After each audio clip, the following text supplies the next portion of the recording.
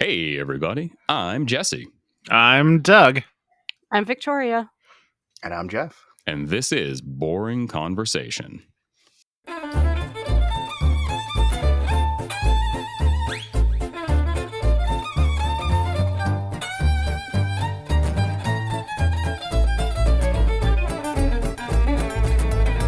Welcome to Boring Conversation, a Malifaux podcast.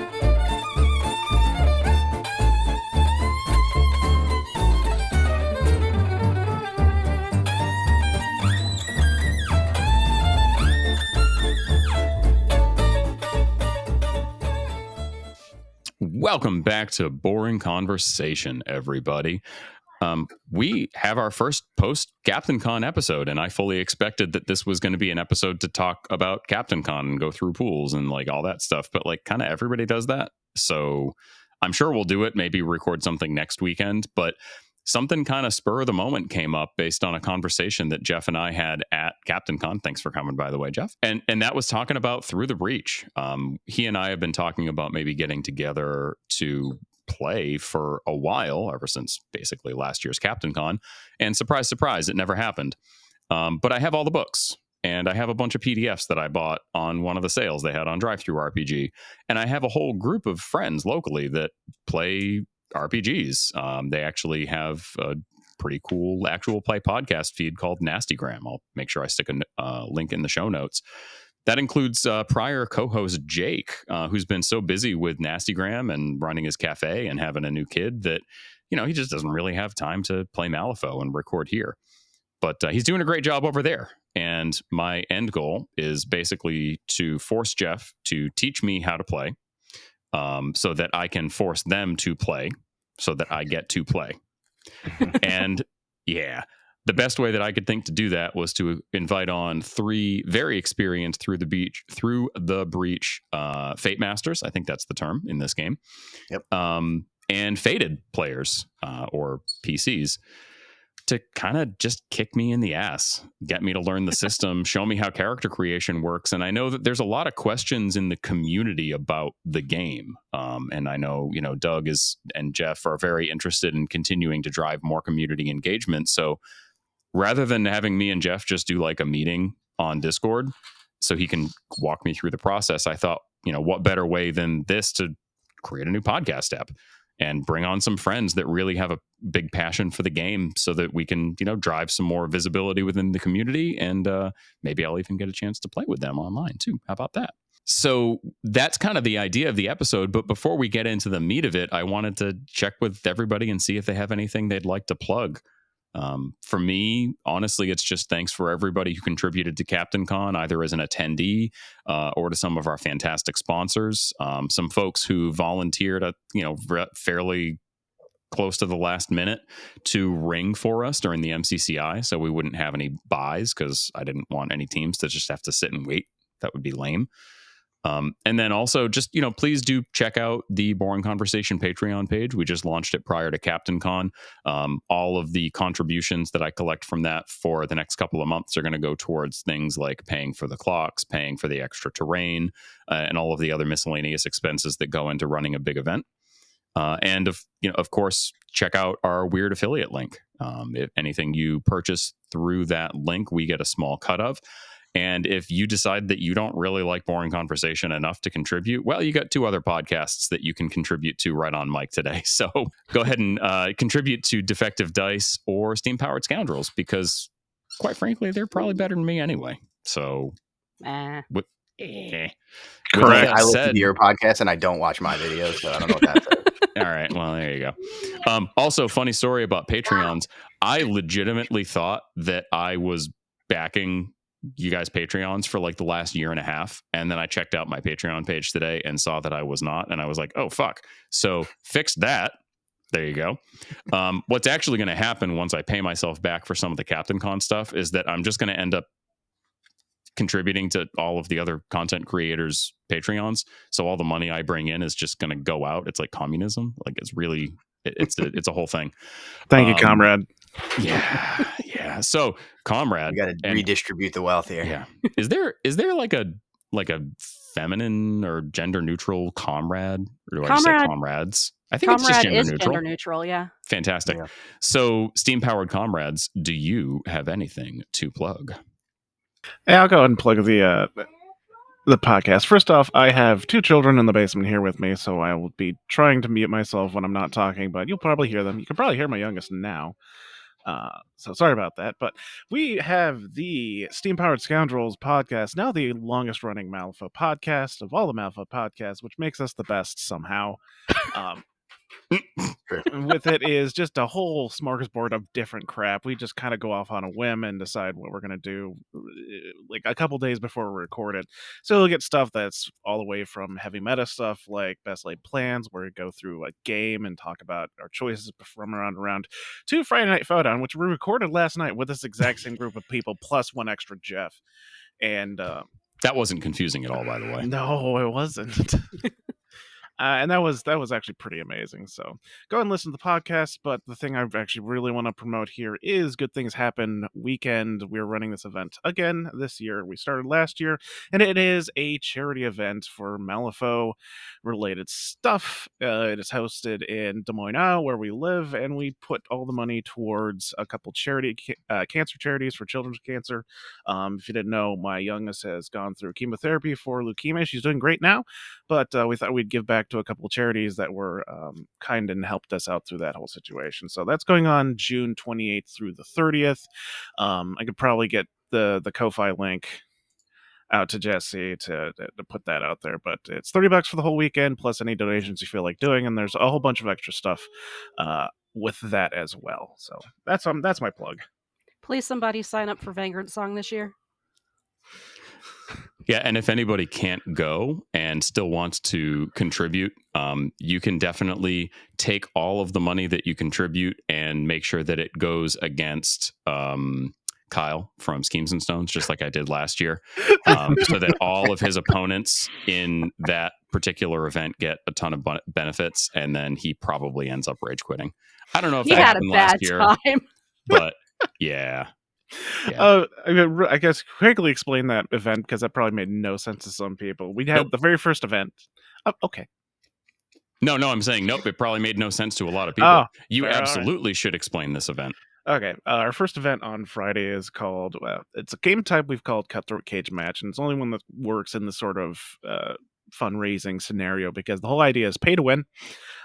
We have bidding rounds before each game as well as in the middle of each game where you can bid on unfair advantages for yourself or disadvantages for your opponent, as well as that people can donate to the event to give you extra money to spend in this event or donate against you, and that money is split up amongst your opponents so that they have a better chance of beating you. It depends on if you were trying to be nice or slightly mean to someone.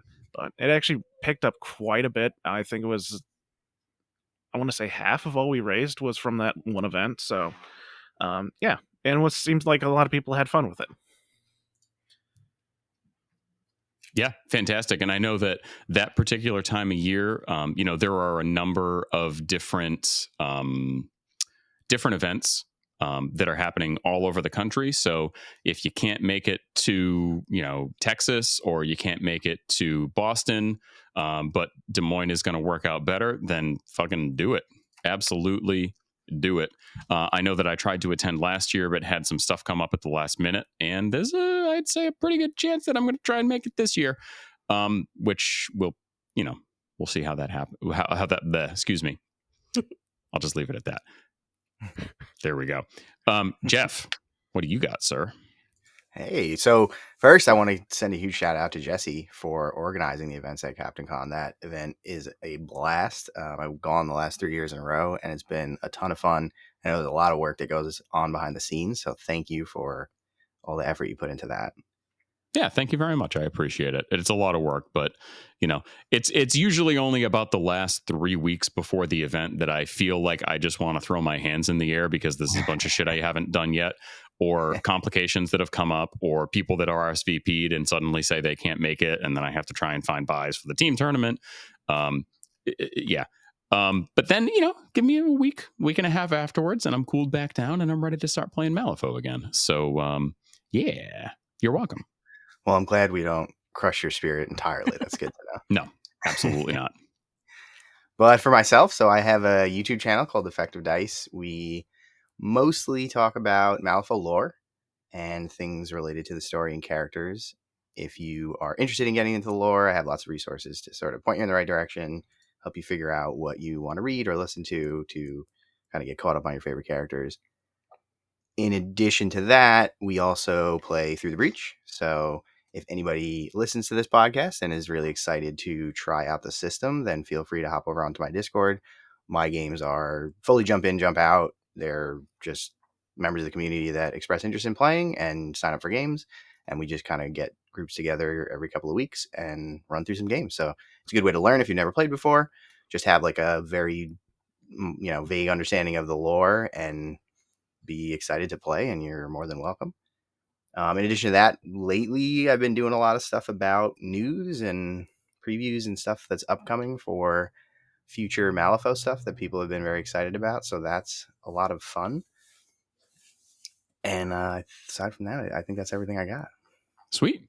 Yeah, I mean, the one last plug I would say before we move on to the next segment is definitely keep an eye. Ooh, excuse me. Burping. Great. Fucking edit the shit. How dare. on that. It's going to take you a whole 35 minutes to edit this episode. Yeah. Tell me about it. So before I move on, one thing I was going to mention, Mr. Scoundrels and Miss Scoundrels, is you guys have a YouTube channel that you do model assembly on, right? Well, Because he does model assembly. Yeah, because I've definitely used that as a resource for some of those models that I felt like I was going to throw through the TV screen from time to time. So why don't you share the info with everybody? Hi, I also have a YouTube channel, which I completely forgot in my initial plug. It's called the Artifactors Union, where I just assemble Malifaux models, box by box, going through everything I have in my backlog and what people donate. So if you've got something that I haven't done and you feel like it could, be useful, really I'll assemble anything that's from Wyrd at least. But go ahead and send it my way, and you'll get a free assembly out of the deal, and I'll get more content for the YouTube channel. But yeah, the main goal is to eventually get around to everything Wyrd has, which might be somewhat impossible because there are some boxes out there that are near impossible to get our hands on, but those are usually like alt stuff, so not as big of a deal. But yeah, we're up to 70 videos now, I think. You need to talk to Kimberly and tell them to start linking to your videos in the assembly instructions. You do. All right, fair enough. Kimberly, I'm going to start pestering you now to start putting links to Doug's videos with your assembly instructions. Yeah. And then the last quick plug that I would say is just keep your eyes on the Boring Conversation Discord page announcements, and then also the Facebook page, maybe even a weird place, because I have a big trip for work coming up next week.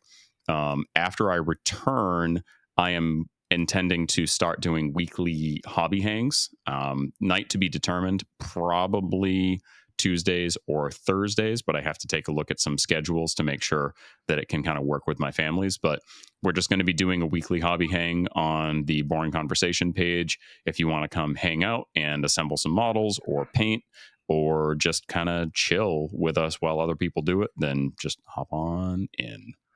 So last but not least, of course, what are you all drinking? And I'll tell you what, we were up until 1 o'clock in the morning last night recording Friday Night Fodown. So I have myself a tall glass of water, and I am probably going to try and bleed it slowly so I don't have to take 15 pee breaks in the middle of this. But Doug and Vic, do you guys have anything to drink today? So I'm a beverage goblin, so I've got two here. I've got Nice. an iced vanilla latte from Dunkin', and then a Diet Pepsi, because I live on Diet Pepsi. Fantastic. I found the mute button. Great. I'm happy you found it a second time. I've got some kind of cold brew from Dunkin' as well, and an entire Fuzzy's cup of water, because I can take as many pee breaks as I want because I'm not hosting. This is true. And then Jeff, do you have anything, sir? I'm drinking Vermont Coffee Company medium blend that I make in a pour over every morning. It's pretty much the same coffee I have. Oh, hell yeah, pour over. It's incredible. I love it. That's pretty dope. And I can't live without it. Okay, but is it as good as Eli's pour over? I don't know, but I'd love to compare notes with him. That would be a blast. I just got a new coffee grinder because I realized that mine was like 15 years old, and the size on the grind wasn't even close to consistent anymore. Oh no. And I broke out my espresso machine, which I haven't used in a few years, and did an espresso grind, and it came out a little too coarse. So for any coffee nerds out there, the espresso shots pulled in about 5 seconds, which is not what you want. So I did finally cave and buy a new coffee grinder, and come to find out, makes a big difference. And my coffee the last 2 days was fantastic, as opposed to crummy and astringent. So yeah, there's nothing better than a wonderfully made cup of coffee in the morning. Yes, true story. We all have a new guest on the show. She moved upstairs. Nice. She wants me to wrap her baby in a blanket. Oh, you should do that. You gotta swaddle that There dog. you go. So we'll just both attempt to mute as well as we can. We now know what everybody's drinking. We had a nice little sidebar about coffee, but we talked a little bit about the reason for getting the episode together. But I mean, really, what are we going to be covering? So I want to learn, and by extension, help other people in the community learn what the heck the deal is with Through the Breach, and why should you and I and everybody else be playing it, even if they don't know anything about the world of Malifaux. So I figured, as I said before, I was best off recruiting the help of some, pretty seasoned Through the Breach players to kick my ass into gear and start playing, and maybe kick your asses into gear as well. So what we're going to be doing today is Jeff is going to be actually guiding Doug, Vic, and I through the character creation process. And all of them are going to be giving some broad stroke overviews of just how Through the Breach works, including some details on the system, character advancement, how it ties in with the larger lore storylines of Malifaux and the other side. And then, we're really going to be taking it from basic rules overview through character creation. And then we'll all kind of help each other visualize the paths that we expect our characters might take as they kind of grow in power and fulfill their fates, which is kind of a core concept of Through the Breach, at least to my understanding. If you've never played Through the Breach, Malifaux, or the other side, we're also going to share some kind of important details about how to approach the system as a totally new player, and why you should be playing Through the Breach in the first place instead of being scared off because you don't know anything about the setting. So with all that, what the heck is Through the Breach? So Jeff, why don't you kind of take it away? Tell us a little bit about the system. Yeah, so Through the Breach is a tabletop RPG, and it's set in the same universe as Malifaux and TOS. And it actually runs on a system that is more or less second edition Malifaux's rule set. If you've started playing Malifaux recently, then you might not be super familiar with it, but it's 90-ish, 95% third edition with some minor changes to a few things that doesn't really take much to get used to. And it's interesting because I think for two reasons. One is that the combat system is just a miniature skirmish game, and the best miniature skirmish game. So the combat is very deep and very interesting. I think a complaint I've heard about a lot of other RPG systems, and that I've had myself, is that the combat can feel a little bit flat and boring in some of them. And this is going to kind of be the opposite of that. And then on the other hand, I think the other really interesting thing about the system is that it's set in a really interesting universe. So if you're not super familiar with the Malifaux universe, I would encourage you to go read some of the stories and see if there's anything there that interests you. My channel can also be a good resource to get caught up. You can also go listen to Steam Powered Scoundrels. They talk about the lore all the time. But I think it's a really interesting setting. I think there's a lot of really interesting characters, and it's cool to sort of play around in that setting and make your own character and your own stories. Yeah, and if you are interested in learning a little bit more about the lore of the game, but you're not quite ready to, purchase any of the books, because I mean, Lord knows if you were trying to do a lore deep dive, there's a lot of content to get through. I think that this game has, I mean, maybe not the most lore and background of any tabletop game out there, because I mean, certainly Games Workshop has been around for a gazillion years with their games, and there are many others that are pretty well fleshed out too. But you know, you can actually check out Wyrd's own audio drama style podcast called Breachside Broadcast, where they literally take stories from the lore and dramatize them as if it were a radio show. It's a great way to get a kind of a pretty good understanding of what some of the high points in the storyline are, get accustomed to some of the characters without actually having to go out and, you know, purchase a book that, you know, has a bunch of stories you have to kind of chip through over time. So great way to kill a drive to work or listen to while you're doing some chores. And then you also get to learn some cool stuff about this fantastic game at the same time. Yeah, they already have most of the kind of main stories done for Breachside Broadcast. I know they're sort of catching up on the Chronicles stories, but eventually everything will be available through there, and it's all free, so you can access it very low bar to entry.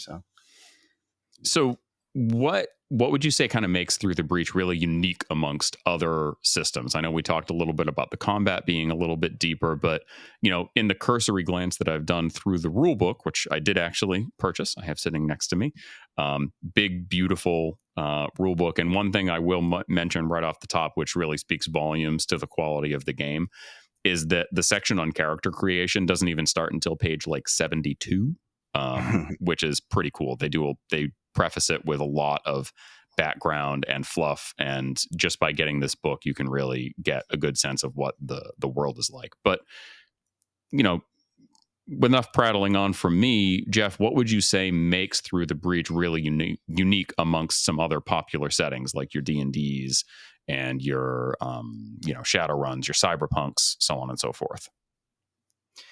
As far as the setting goes, I think the thing that really appeals to me is that it's an alternate recent history. So it's set in the early 1900s in a sort of alternate timeline to our own.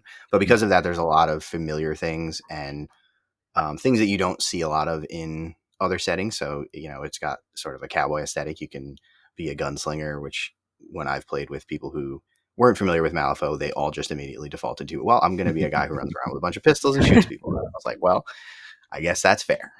But I also think, you know, the other thing that's always really appealed to me about the Malifaux setting is really the interesting characters and also the diversity of characters that are in the setting. There's people from every walk of life you can imagine. There's lots of female characters. There's, you know, people from all over the world. If you get into the other side, it kind of gets even crazier in that aspect. But on top of that, you also have all of the weird and kooky kind of wacky things that you might want from a fantasy setting, like monsters and demons and gremlins and all sorts of other creatures. But honestly, I think Doug is probably better equipped to answer this question because I don't play a lot of other RPGs. So with that said, Vic or Doug, do either of you have any feedback on what makes Through the Breach unique amongst other role-playing systems? I can start. Victoria can ponder if she wants to add on to it, but yeah, I'll add on to the setting being something that's both extremely unique and then familiar enough to people where they can go, aha, that existed back then, or that's how the world was. It gives you a big resource as the Fate Master to be able to pull things out of history to implement in your games, and that can be like relatively true to how it was in history. Like if you want to like put Sigmund Freud in your game, you really could, because he was around roughly around that time. Or you can just go utterly wacky. I recall at one point in one of my games, I had Tchaikovsky and John Philip Sousa in a wizard duel. That's exactly what I was thinking about. Wait. Are you telling me that wacky stuff happens in your games? Really? No way. No way. Absolutely No not. All way. serious all the time. Super But serious. there was a meme going around on the internet, and I don't know if that's people are familiar with that or not, but it was something Memes or along the lines of, internet? hey, memes. Memes? All right, cool. Sorry. Like, it was like, did you know that at this like time in history, you could have been a like Victorian era gentleman thief and a French pirate and a Wild West gunslinger and a Japanese Ronin And then I'd see comments on that exact meme like, "Oh, someone should make this work in D&D." And like, no, this is literally how Through the Breach is. Shut your mouth. There's a better game for it. Yeah. But it also does a great job of conveying how excellent the trigger system is for RPGs, not just tabletop role playing. I mean, not just the miniature game, but that adds so much fucking depth to the game. And also allows you to be flighty on your character creation and shift how you want the person to evolve, because you're select big spoiler, you are selecting your class at the start of every session. Oh, that's pretty cool. So you're not necessarily saying like, I'm going to play a wizard, and then you play a wizard every single time you play that character. Like it can shift around a little bit from session to session. Exactly. Yeah. That's pretty cool. And like you absolutely can go with a singular class, but like at a certain point you're going to hit the highest level of that particular pursuit. And then you do kind of have to pivot, which makes for, I think, interesting character development.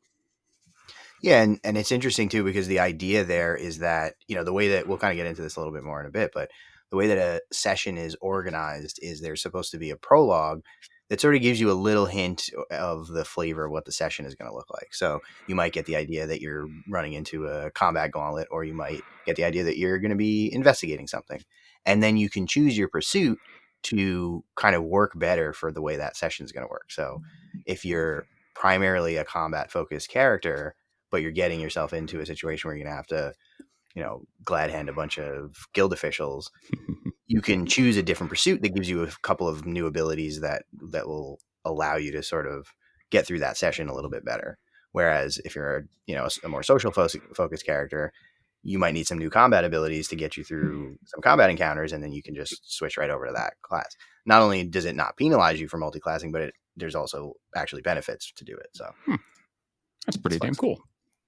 So it really lets you, when somebody talks about their character evolving as they play it, it's not literally like you figure out how to act as your character more in keeping with the character concept, and then you gain new abilities.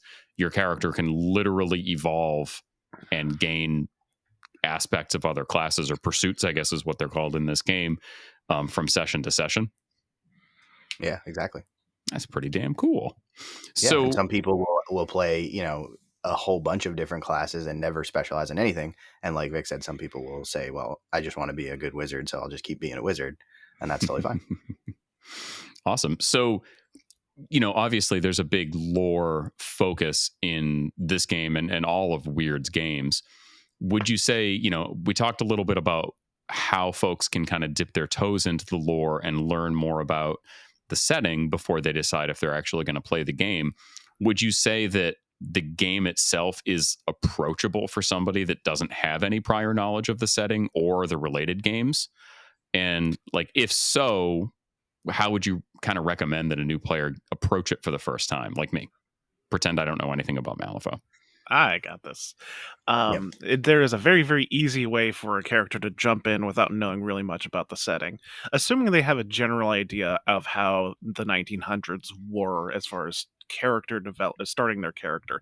You make them fresh off the train. They just arrived to Malifaux from Earthside, so they can very easily have no idea how things actually work here. And that way they can roleplay that as a character and not just be like the player doesn't know, but the character would. That sort of disconnect. You can both not really know how things work and then be introduced into it that way.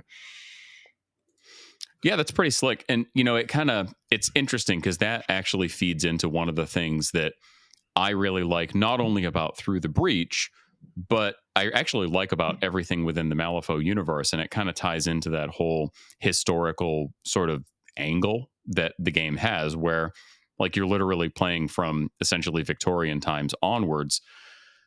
Not only can you bring in some of the history, but you can also kind of explore what it's like in the world, because for anybody who isn't familiar with the lore, magic and monsters and beasties and what have you basically didn't exist in the historical world until right around this Victorian age when these portals opened up to this other world of Malifaux. And all of a sudden, the entire modern world at that time was flooded with magic.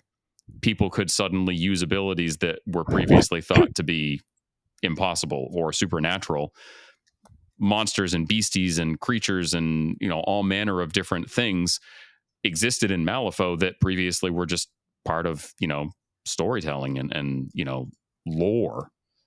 So finding ways that the different nations of the world and people sort of find their way in this world where suddenly all this supernatural shit that didn't exist before does is really interesting to me. And I think it adds a lot of different avenues for storytelling as well.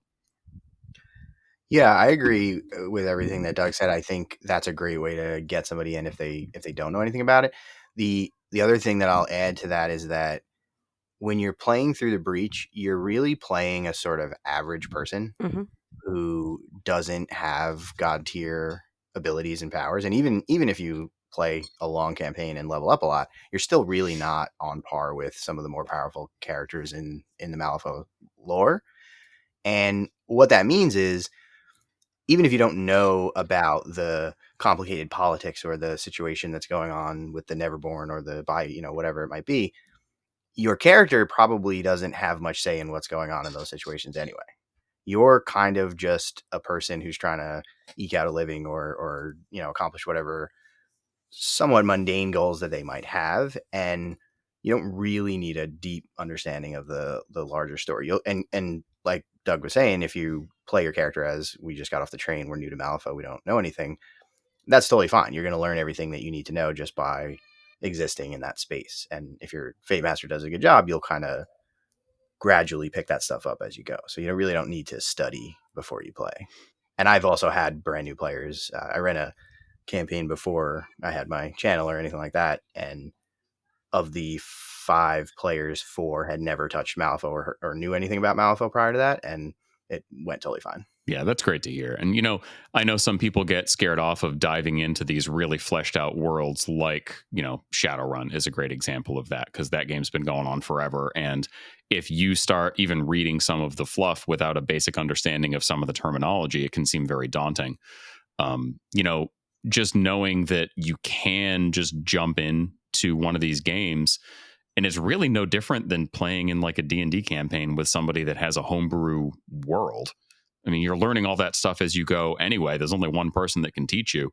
At least with this system, yes, there's a lot of lore, but there's also a lot of avenues to access that lore, which is pretty damn cool.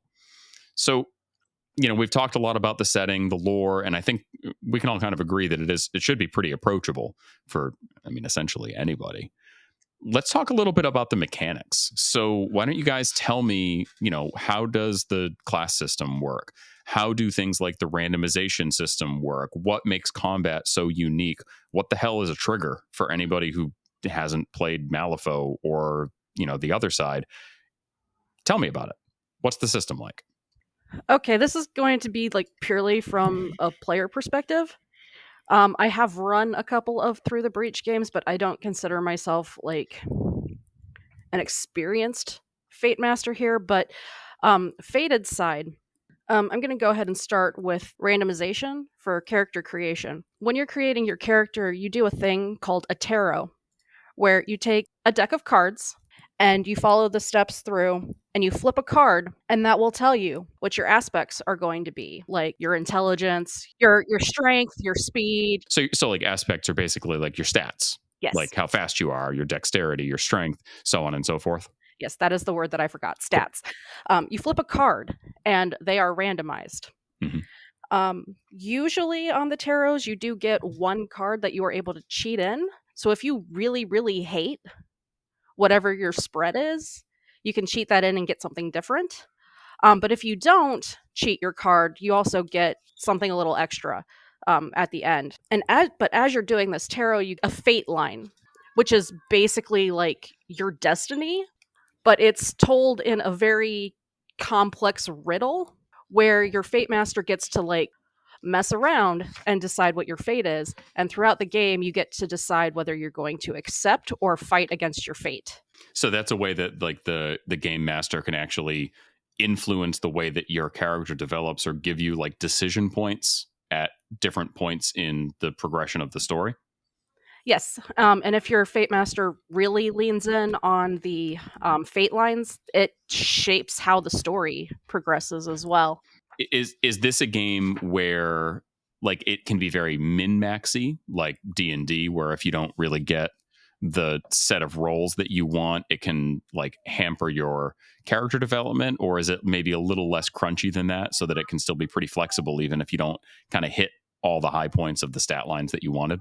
If you're trying to min-max, I don't think you're playing the game right, but that's my opinion as a Fate Master. Because as said, like, no matter how strong you get, you're not going to be a god. You're not going to defeat the most powerful characters in the game. So, on average, your aspects, your attributes. Is it okay if I reference D&D? Like, if people are going to understand absolutely. anything? It's going to make it a little bit more approachable for anybody. Okay. So I think that's a good idea. So your aspects are your attributes, and you got 8 of them as opposed to 6, which is the appropriate number because dexterity and wisdom cover too much in D&D. But those will actually even out to 0. You could actually negative attributes are a very common thing in the game, and it's something you just need to get used to and realize that this is how the game says you start off as an average person. So like, while you might be relatively strong, you're not going to be very fast, or you could be really, really tough, but you can't handle a gun worth a darn. On top of that, you cannot min-max by dumping everything, like, say, in your physical attributes to make your mental attributes better. Mm-hmm. The physical ones 0 out, and the mental ones 0 out. So, no matter what, you will have the ability to fight through one of your physical aspects. You will also have the ability to socialize through one of your mental aspects. Mm-hmm. So it all just kind of rounds out. Yeah, so it's literally not like D&D where you can have like a dump stat and be like, well, I'm the fighter, so I'm just, anytime we get into a social situation, I'm just going to make the bard do it. Like, that doesn't really happen, it seems like. Yeah, the process of creating your character is really just, you know, the random element of it is really just determining whether you're going to be very well rounded or if you're going to be a little bit more specialized. Mm-hmm.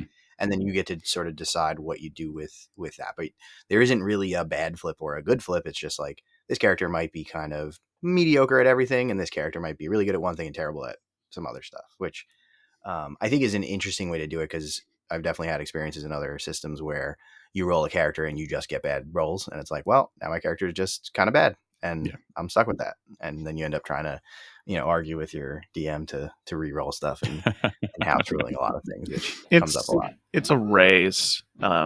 D&D, I know D&D has arrays for character creation as an option, and this is exactly how it works, but a little bit more compartmentalized. Mm-hmm. Right. But I also think that this game really rewards well-rounded characters, or characters that at least are not like hyper specialized. It'll obviously depend on the campaign you're playing. If your Fate Master decides that it's just going to be a combat gauntlet every day, then that's a decision that they've made. But most of the time, the way that the non-combat sections of the game work, you're probably going to want to have a variety of skills available to you, which feels a lot more like real people, in my opinion. You should be able to, you should have some strengths outside of just punching things or shooting things. And if you do, it will reward you by being good at other challenges. Whereas if you have no other skills, you're going to kind of just be sitting there twiddling your thumbs most of the session. Oh yeah, and unlike D&D, skills are the thing you need to be more focused on than your attributes, because there's very, very little opportunity for you to raise those attributes. Yeah. Whereas you can possibly bump skills up every single session. And there's a lot of them. Through the Breach has decided that you're never going to be good at everything, so you have to pick and choose. So there's 52 skills in the game. Wow. Yeah, and just to sort of explain how that works. So we've discussed these aspects. These are your kind of core stats. They're physical and mental, and there's 8 of them. There's also a chart with skills, which are things like barter and deceive and acrobatics and carouse and a variety of different things. And the way that a check works in the game, whether it's combat or non-combat, is you might be asked to take a target number 10 check on a particular skill. So let's say athletics.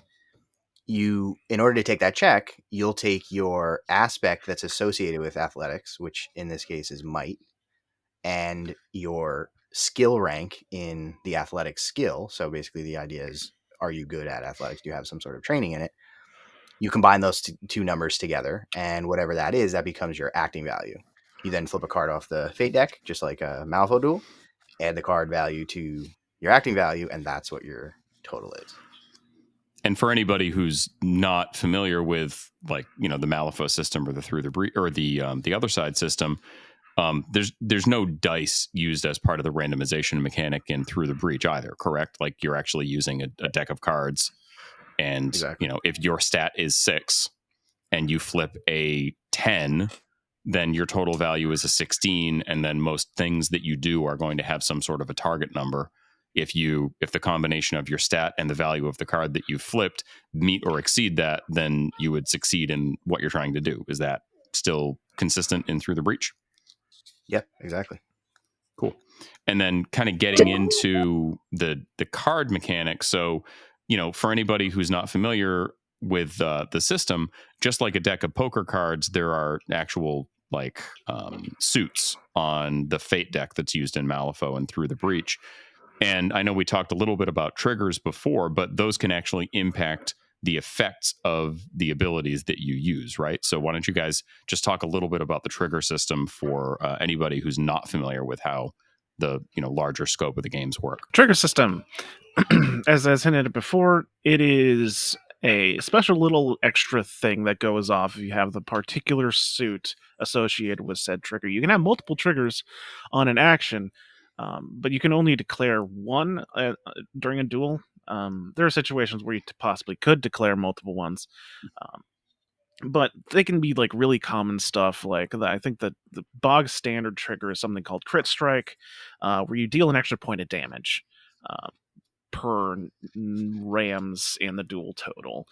Rams being the equivalent of hearts. Each Wyrd puts out decks that are specific to Through the Breach, Malifaux, TOS, with their own custom suits, but at the end of the day, you can just use a regular poker deck.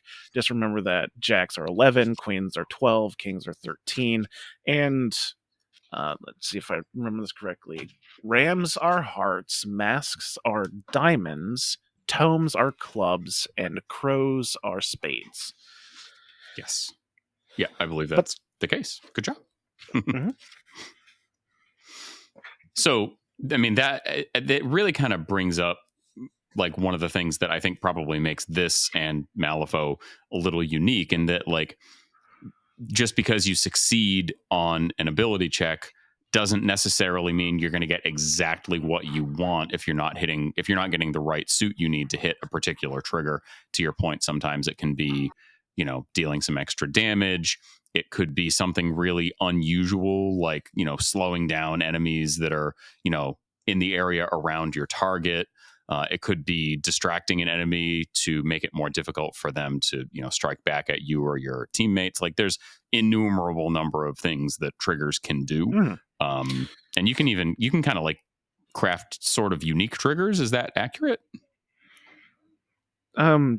Yes, that's really the manifested power system of the game, which we can talk about later. But Sure. I should also mention that we're going over triggers that affect combat. Triggers are throughout the game; they don't have to be specifically in combat. Sure. I remember there being one where, like, if you actually fail the duel, but you get this trigger, I think it was for like one of the social skills, or maybe all the social skills. It's just counted as the person not getting offended by you attempting to sway them through socialization.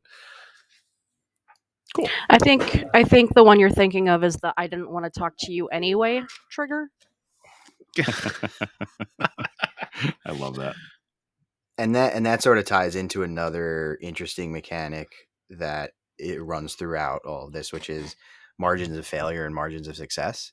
So if you get a challenge from your Fate Master and they ask you to, hit a target number 10, if you hit that number, you've succeeded. If you get less than that number, you failed. But in addition to that, if you beat the target number by 5 or more, you get what's called a margin of success. And if you miss it by 5 or more, you get a margin of failure. And that really allows the Fate Master to be flexible in terms of what the result of your check is. So like Jesse was just saying, it's not always you're going to get exactly what you wanted. There might be some other effect. And basically the idea is like, if you get a margin of success, then you've accomplished whatever your goal was with flying colors, and you might get some extra bonus. And if you miss it with a margin of failure, then something horrible is going to happen. Yeah, and that's one of the things that I actually really like about some other systems as well, especially some of like the less crunchy systems out there, which I'm going to ask about how crunchy or detailed this system is as compared to some others in a minute, just so folks kind of know what they're getting into. But it's one of the things that I really like about some of the other games that I have been exposed to recently, like Monster of the Week or what do you call a dungeon something? I'll just use Monster of the Week. Like Monster of the Week or Delta Green or some stuff like that, where just because you succeed doesn't mean you succeed without consequence. It could be that you convince the person that they need to do what you want them to, but they are less trusting of you moving forward, or they might be more apt to backstab you, or you do hit the enemy in combat, but you end up taking some damage as well because you didn't succeed by a large enough margin for it to be just a clear and straight success. That's one of the things that I really like about game systems as I get exposed to more and more of them, is that it's not just success and failure. Like either can come with benefit or consequence. Yeah, and it gives the Fate Master a lot of different ways to sort of reward or penalize characters in creative ways. One of the things that I find comes up a lot is somebody will ask me to, or tell me they want to do something that's just absurd and that will never work. Like, let's convince this guild guard to just let your shady character walk into guild headquarters. And it's like, no guild guard is ever going to let you do that, no matter how charismatic you are. So you might give the person a check that's not, one option would be give them a check that's impossible for them to hit, but that's not really that fun. The better option, in my opinion, is give them a check that they could hit that's maybe a little bit of a challenge. And the result is if they succeed, then they ask and the guard kind of laughs it off and just says, oh, you can't come in here, but doesn't think it's a big deal.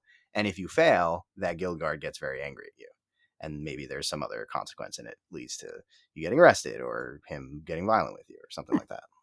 Yeah, pretty slick. I like that a lot. So before we get into like what character creation looks like, because that's kind of the next step in the episode that we have planned out, one of the things I was interested in is kind of how rules heavy would you guys say the system is? So by rules heavy, I mean, there are some games out there which I really still enjoy playing quite a lot. Your D&Ds, your Pathfinders, especially like Pathfinder is known as being one of the most intricate and detailed game systems out there. Shadowrun, which is actually my personal favorite RPG setting because of how much character there is. Some people get scared off of playing it because they start looking at like the combat rules, and it can be pretty daunting. Would you say that Through the Breach is a rules heavy system like a Shadowrun or a D&D, something more rules light like Monster of the Week, Dungeon World, Delta Green, or is it somewhere in between? I think it really can depend on how you want to approach it. I think the system is flexible enough that you could play it very rules light or get into the more crunchy end. I think just kind of rules as written, if you take everything in the book and run with it, it's probably on the moderate to crunchy end of the spectrum. There's, especially combat, there's a lot of options that you have there. There's even more options than in a game, in the skirmish game. There's a couple of extra tools that you have available to you. And there's a lot of classes and there's a lot of skills and there's a lot of different things that you can get that can, I think for some people can be a little overwhelming, but if you don't want to engage with those things, you really don't have to. I know that Dead Aussie Gamer streams Through the Breach on Twitch. Shout out to Dag. And he tends to play it pretty rules light. He doesn't really get into a lot of that crunchy stuff, and it works really well. I tend to play it and just allow the characters to engage with it to the extent that they want to. So if you want to play it a little bit more straightforward and just have a simple weapon that does some damage and focus more on the role playing side of it, I think that's great. If you're the type of person that really wants to get in and kind of get down into the mechanics of it and find crazy abilities and weird stuff that you can do, then that's also cool. But I will be very curious to hear what Doug and Vic think about that, because it's something I've thought about a lot, but like I said, I don't really play a lot of other RPGs. As far as complexity goes, it's on par with D&D. I wouldn't say D&D is the crunchiest, because I played stuff like GURPS. Yeah, I mean, that's like the super extreme end. But it has let a greater focus on non-combat gameplay, unlike D&D. So some of the complexity is shifted over that way. And you can ignore a decent amount of stuff in the game if you want to. I will say, though, that a decent amount of stuff kind of becomes useless if you do theater of the mind combat. So if that's how the Fate Master wants to run the things, they just need to let the players know so they don't get into the nitty gritty of like, oh, this adds 2 inches to my charge, and oh, this does pulse stuff, because that's going to be kind of lost. Yeah, I mean, that's always, I do enjoy D&D and Pathfinder, but that was always kind of one of my complaints, is that essentially I would say probably 80 to 85% of all of the abilities that you get are really geared towards different magic spells that you can use in creative ways, but then also ways to enhance your abilities within combat. And then the non-combat related abilities or feats, most of the time just don't really do much of anything. In the majority of games, it kind of devolves into like a combat simulator. So I'm happy to see that like there are ways that, especially if you kind of set the stage with your players and they know what to expect, that you can kind of take the system any way that you want to take it. Yeah, and I play through a lot of the pre-written adventures that Wyrd puts out. That's primarily what we play on my channel, and like I mentioned before, it really rewards well-rounded characters, because you're gonna have combat encounters, but you're also gonna have social situations where you need to be able to sort of schmooze people or convince people to go along with whatever you're trying to do. And then there's also going to be more sort of action focused but non-combat sections where maybe you'll have to crawl your way through the bayou and avoid dangerous plants, or maybe you'll have to traverse a crumbling building, and there'll be all sorts of checks that are involved with that. So there's a lot of out of combat excitement. It doesn't necessarily just involve role playing and talking. Nice.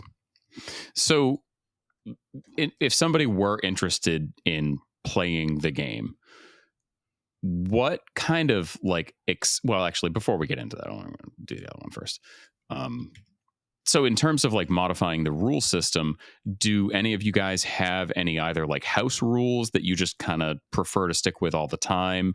Are there any aspects of the game that you tend to just omit or modify to kind of fit you and your players' play styles? Because I mean, realistically, not every system is perfect, and the whole concept of a role-playing game, in my opinion, is not necessarily sticking with the rule system to the letter, but utilizing that rule system to tell the story that you and the players want to experience. So what kind of things do you guys like to do just as a matter of course? I've got a few house rules that I follow, although more of them are just like a checklist / reminder type situation, because I did have one person go through my campaigns who was adamant about being the protagonist and breaking the rules of the game. There's nothing technically, no, I don't want to say technically, there's nothing wrong with making powerful characters, but everyone in the party needs to be on the same page, because otherwise someone just kind of does all the work and takes all the glory, and it's really annoying. So those things were like, those prompts are like, check for this because this person's probably power gaming, and either curb them or let other people know, stuff like that. One of my like constant rules, and I'll probably ask if it's applied here because I feel like this was unintentional, is two of the aspects on the prestidigitation and enchanting magical colleges, I feel should be flipped. Specifically, charm should be used for prestidigitation and intellect should be used for enchanting. Yeah, I mean, even without knowing anything about the system, that makes sense to me. It's kind of weird to me that it's not that way. Interesting. Yeah, I because of the way I run the games on my channel, I tend not to house rule things explicitly, just because I have so many different people that kind of jump into games and jump out of games that it can be a lot to sort of teach everybody the house rules. And if you come to the game just knowing what the rules say, it can be a little bit difficult to adapt to that. I do think that it's a good idea to use house rules, especially if you're playing a more traditional campaign. You have a set group that you're playing with. There's a lot of things I found sort of the hard way, kind of alluding to some of the things that Doug was just mentioning. There's a lot of ways to really break the mechanics in the game, and especially the magic system. The magic system is extremely flexible and encourages creativity, which is fantastic. But it also means that it's very easy to make spells that just break everything, both in combat and out of combat. So one of the things that I do, and I think even if you play other systems, you'll probably be used to this, is sort of gently encouraging your players not to make the broken things or abuse the broken things.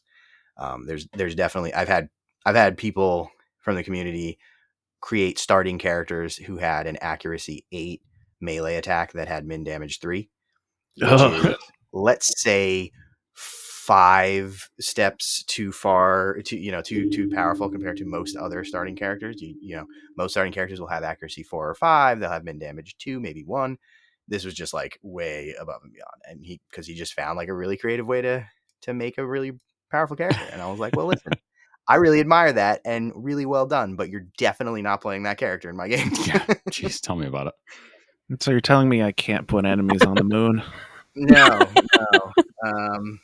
You can't bury them for a month either.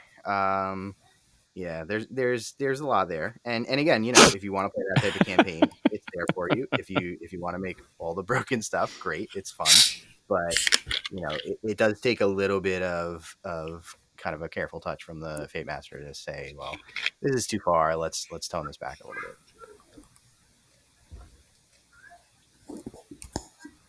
But it's also easy to give them other things, right? So you don't just take away their fun toys. You can also kind of find other things that they'll be able to use in other ways that aren't broken. Just give them more options. Yeah, I like that. I mean, it's easy enough to... I think that, recognizing the fact that they found a creative way to make a busted-ass character is fine, but just saying, hey, this is not going to work for the game that we're trying to do, so maybe let's find some other ways to build your character so that it can be more of a collaborative thing between you and the other players. That kind of feeds right into one of the first things I was going to mention about character creation, which I'll get to in a minute, once we actually get into the nitty gritty of it. But the last thing that I really wanted to know is, let's say somebody wants to play through the breach. They have a group of, 3 friends. One of them's decided they're going to be the Fate Master. They have nothing to support the game. No accessories, no books, no nothing. What do they need as a group and as individuals to play the game? I think if you want to go, oh, Vic, did you want to? I'm gonna say as a player, you're gonna need your own deck of cards, and then pen and paper.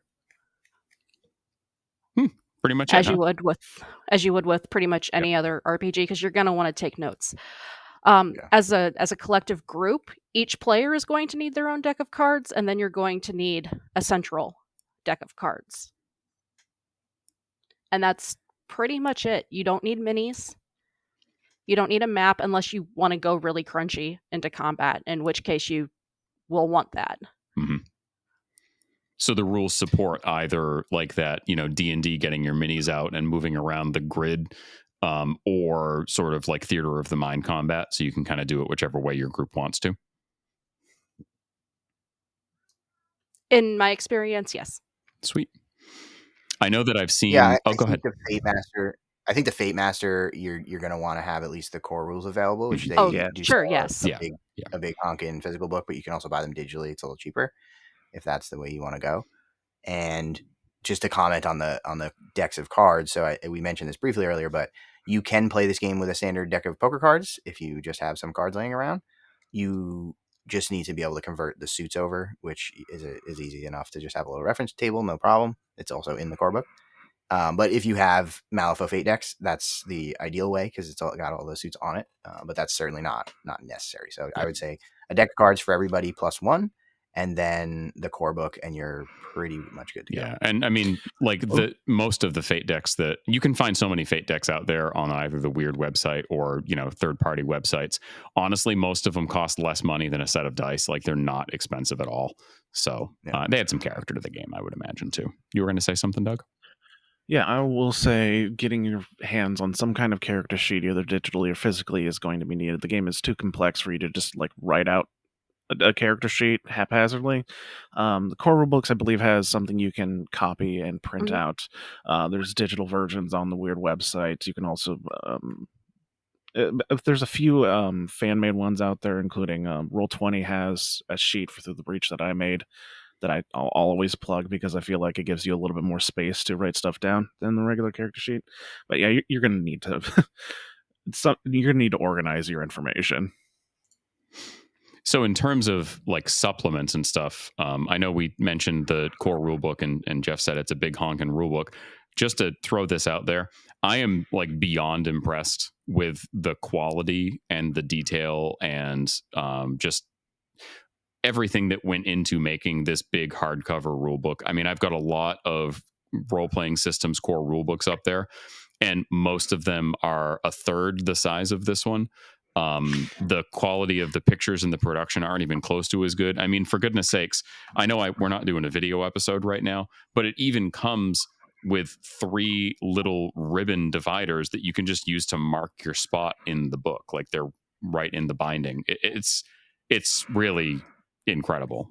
Yeah, it's also got a bestiary with a handful of non-player characters that you might face as enemies. Some are very social focused, some are combat focused. Interesting to note. And then there's also a sample adventure at the end. So if you want to kind of get a little kickstart into the game, it'll walk you through a pre-written adventure that you can kind of use as your first go. So beyond the core rulebook and, obviously, pen and paper, preferably, Fate decks for each player, and then a shared Fate deck, are there any other things that you really need in terms of like expansion books? Is there like a Fate Masters rule book? I know I'd seen that like there's a spell deck. What sort of other supplements are really necessary, or is everything else really strictly optional? The first edition of Through the Breach did have separate Fated and Fate Master core rulebooks, but second edition, it's all in one. So you don't need like a Fate Master book. Yeah. Let's do the edition spiel real quick. Technically, Through the Breach is in a second edition, but we always refer to it as 1.5 because the rules between editions more or less carry over with just a few small changes. So the original Fate Masters Almanac and Fated Almanac were the original sort of core rules, but the second edition 1.5 is called Core Rules. So that's one you're looking for. And then the first 3 supplements were written for the first edition, and then all the subsequent supplements were written for the 1.5. So if you get those, just keep in mind there might be references to things that no longer exist, like the teach skill. That's one thing I noticed when I was looking at the skills section in the core rulebook was there right at the very beginning of it. There's a little blurb at the bottom that shows, deprecated or discontinued skills. And that addresses it seems like it would address any of the, misunderstandings that could be caused by using one of the older supplements. But to hear that all of the supplements with maybe some minor modifications are compatible with the second edition of the game is fantastic. Yeah, even the pre-written adventures that were put out during first edition are pretty seamless to just adapt to second edition. It's just a matter of kind of making a judgment call on what the more appropriate skill would be, and that's pretty much it. You're good to go. Yeah, and I know that like there's a spell deck, and then there's a bunch of one shots, which in Through the Breach are called Penny Dreadfuls, and then there's a couple of expansion books as well, right? Actually, Penny Dreadfuls and one shots are different. Oh, okay. Penny Dreadfuls are considered to be like small adventurers, so they're looking at like 3+ sessions for each of them. One shots are intended to be singular sessions, and then they occasionally come out with a double tap, which is considered to be 2 sessions in length. Okay, so Penny Dreadfuls are more like short campaigns, so to speak. Yes. Okay. Cool. I can go on a long spiel of stuff you can add on to the game, if you won't mind. Yeah, no, I mean, people are going to want to know if they're interested in getting into the game, so go right on ahead. Okay, so the supplements are themed around the different factions in Malifaux. That's not as that strong of an association, but for the most part, they're associated with different factions. So you can kind of have an idea of what each supplement will give you if you just look at the aesthetics of it. So Into the Steam was the first one. That's based around the Arcanists. Under Quarantine is for the Resurrectionists, so on and so forth. So they will also have pursuits themed around that book for the most part as well. So you don't have to get everything, but it's always an option. As mentioned, if you want to go tabletop with minis, you can get minis. Malifaux is a miniatures game after all, and you can get minis from that. But also there are custom character creation kits you can get from Wyrd. They're just called the TTP multi-part kits. They have a male and female version, as well as you can...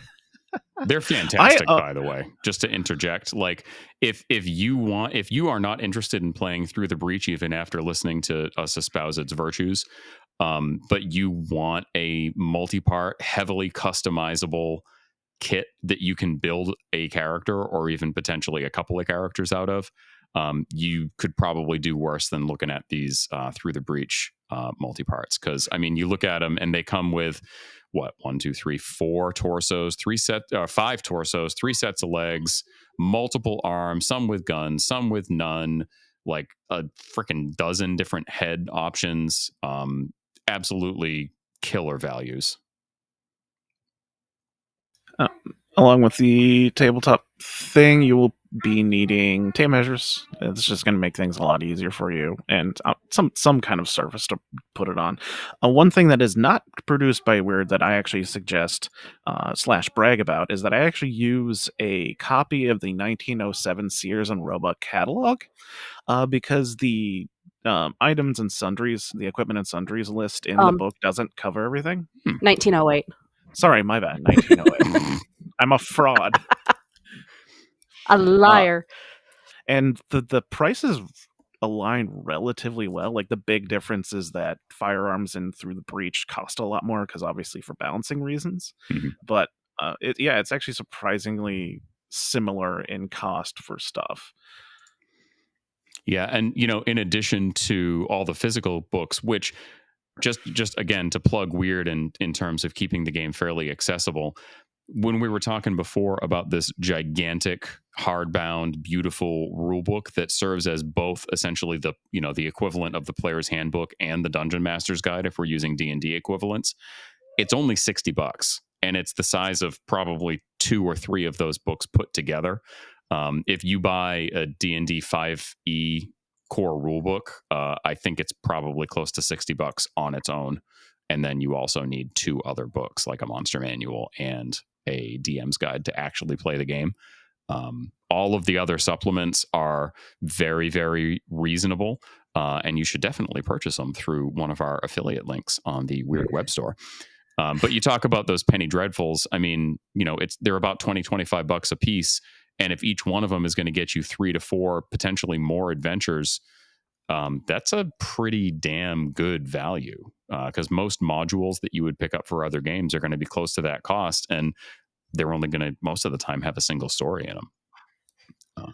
Yeah, and if you're looking for pre-written adventures to kind of get your toes wet in the system, another cool thing that a lot of people don't know about is if you go download Wyrd Chronicles, the magazine that Wyrd used to put out roughly quarterly, in most of the later ones, they had one-shot adventures for Through the Breach that were pre-written in them. So they tended to be a little bit shorter and maybe not the most well-balanced, but they are definitely fun. I've played a bunch of them, and they're all free. So you can just go pull them up and give them a shot. Yeah, and they have a really good partnership. Wyrd does have a really good partnership with Wargame Vault and Drive-Thru RPG, where you can, if you're a PDF person and not a physical copy person, like so many folks these days, you can get PDFs of most of these books for a fraction of the cost that it would be to buy a physical one. They don't charge the same amount of money that they do for the physical copies most of the time. As an example, they just put out a Through the Breach Penny Dreadful One Night at the Star, and it's a $5 purchase for a virtual copy, which is like a killer value. And it's got spoilers for upcoming Malifaux releases in it, which is exciting. How about that? I'm going to add that to my cart right now. Just saying. So, I mean, we've spent basically the last hour or so setting the stage and talking about how the system actually works, what makes it unique, why you should play it. We're going to dive into some character creation next. But before that, we're just going to take a quick break. I do not have any sponsors that are going to give you words, but I'm going to give everybody a chance to refill their drinks and go pee, which is exactly what I'm going to do right now. So we'll see all that in just a minute. Yay. Excellent. All right. And welcome back, everybody, from the break that you totally didn't have to listen to any ads during because I don't have any sponsors yet. Wink, wink, nudge, nudge.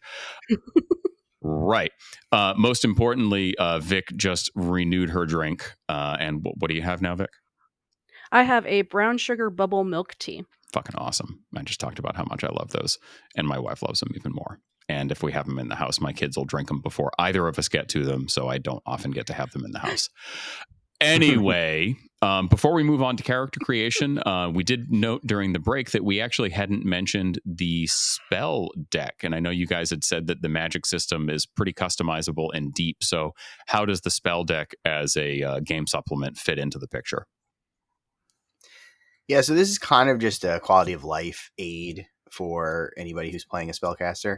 The magic system can be a little bit complex, and there's a few moving parts to it. So basically, once your character is built, you're going to have access to certain magio, which are sort of your core spells, and then there's also immuto that you can add to them, which are like little modifications to the spell that will have extra effects, or add a fire element to it, or things like that. And you choose how you're going to build your spell every time you go to cast it. So you're not locking this in. It's not one spell that you are casting the same way every time. And because of that, the spell deck can be very helpful because it's basically just a bunch of cards that tell you what all those things do. And then you can kind of mix and match them on the fly when you're going to cast your spell. So it can make it a lot easier to keep track of what you have access to and sort of manage all that stuff. But again, totally optional. You don't need any of that stuff. You can just kind of copy the info out of the core rulebook if you want to do it that way. Also good to note that the spell deck, I think, is only for the first 4 expansion books. I don't think it includes any of the last 3. So they made the extra cards purchasable, at least for the Thunders book, I believe. I'm pretty sure. So it might be a case we need to make sure you grab everything for if you order it off of Wargame Vault. Yeah. Oh, cool. So I have a physical copy of the spell deck, but there's like expansion cards that I can potentially buy from Wargame Vault as well. Nice. Yeah. Mm-hmm. Nice. I like that. Yeah, every book has a couple of new spells, a couple of new immutos, so you can add it to the collection. Very cool. Very cool. So we're going to dive right into character creation here. At this point, I'm kind of going to let Jeff kind of take the lead because he is going to be acting as our fate master, so to speak.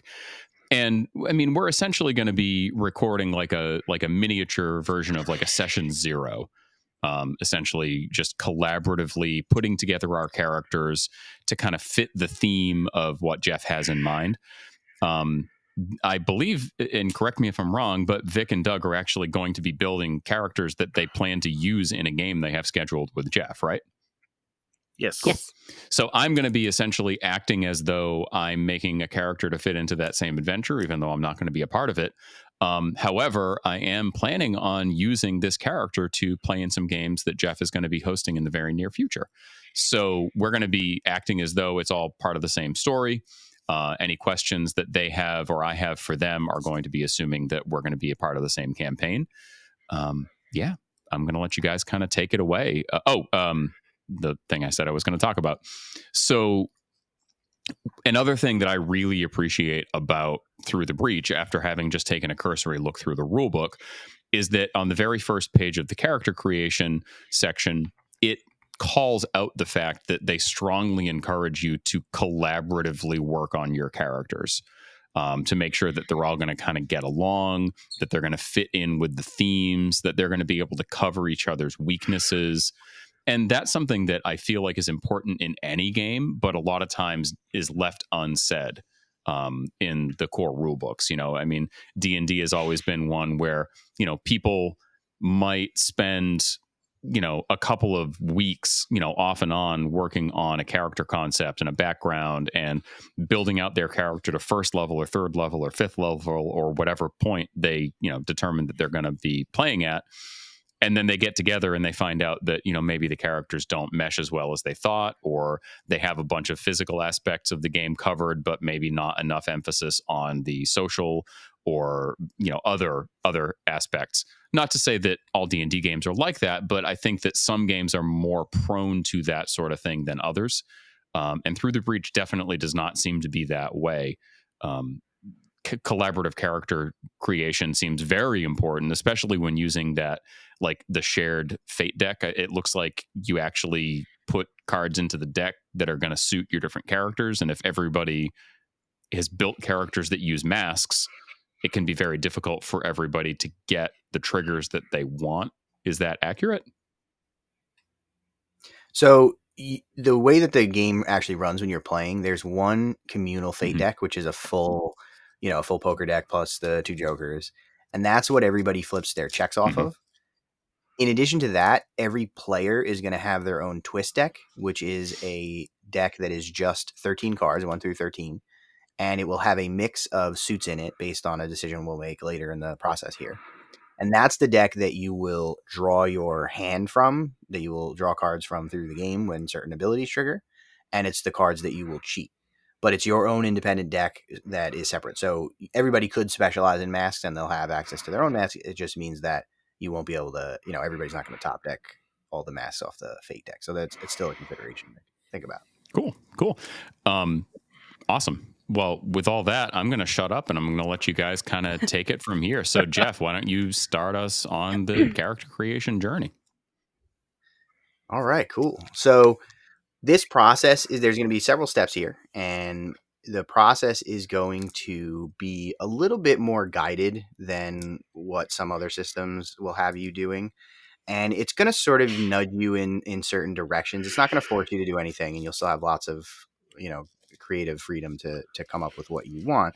But it's going to sort of nudge you and give you sort of suggestions. And I find for the most part, when people go through this process for the first time, it actually is really useful because it can sort of inspire some ideas and give you some direction to sort of push a character in. And in some cases, people end up building a character that's different from what they plan to, but it's usually in a good way. They usually like that. Oh, I came up with this interesting idea and it just kind of naturally worked out. So there's going to be a series of card flips that we're going to make that are going to determine some pools that you're going to have access to. And I'll sort of walk you through each one of those steps and what they mean and where the numbers are going to plug in. But the first step in the process is coming up with the concept for your character. So this is just sort of the broad strokes, a general idea of, who this character is, where do they come from, and what do they do. For the purposes of what we're this whole process here, you don't want to really narrow down every single nitty-gritty detail, right? So if you're going to write a 2-page like diatribe about everything about your character, you don't want to do that here. You want to wait until we go through this process to do that. For now, you just want to have general broad strokes. Give me some bullet points of what you're thinking is your character. A gunfighter is your character. A sorcerer is your character. Super friendly is your character. Devious and cunning.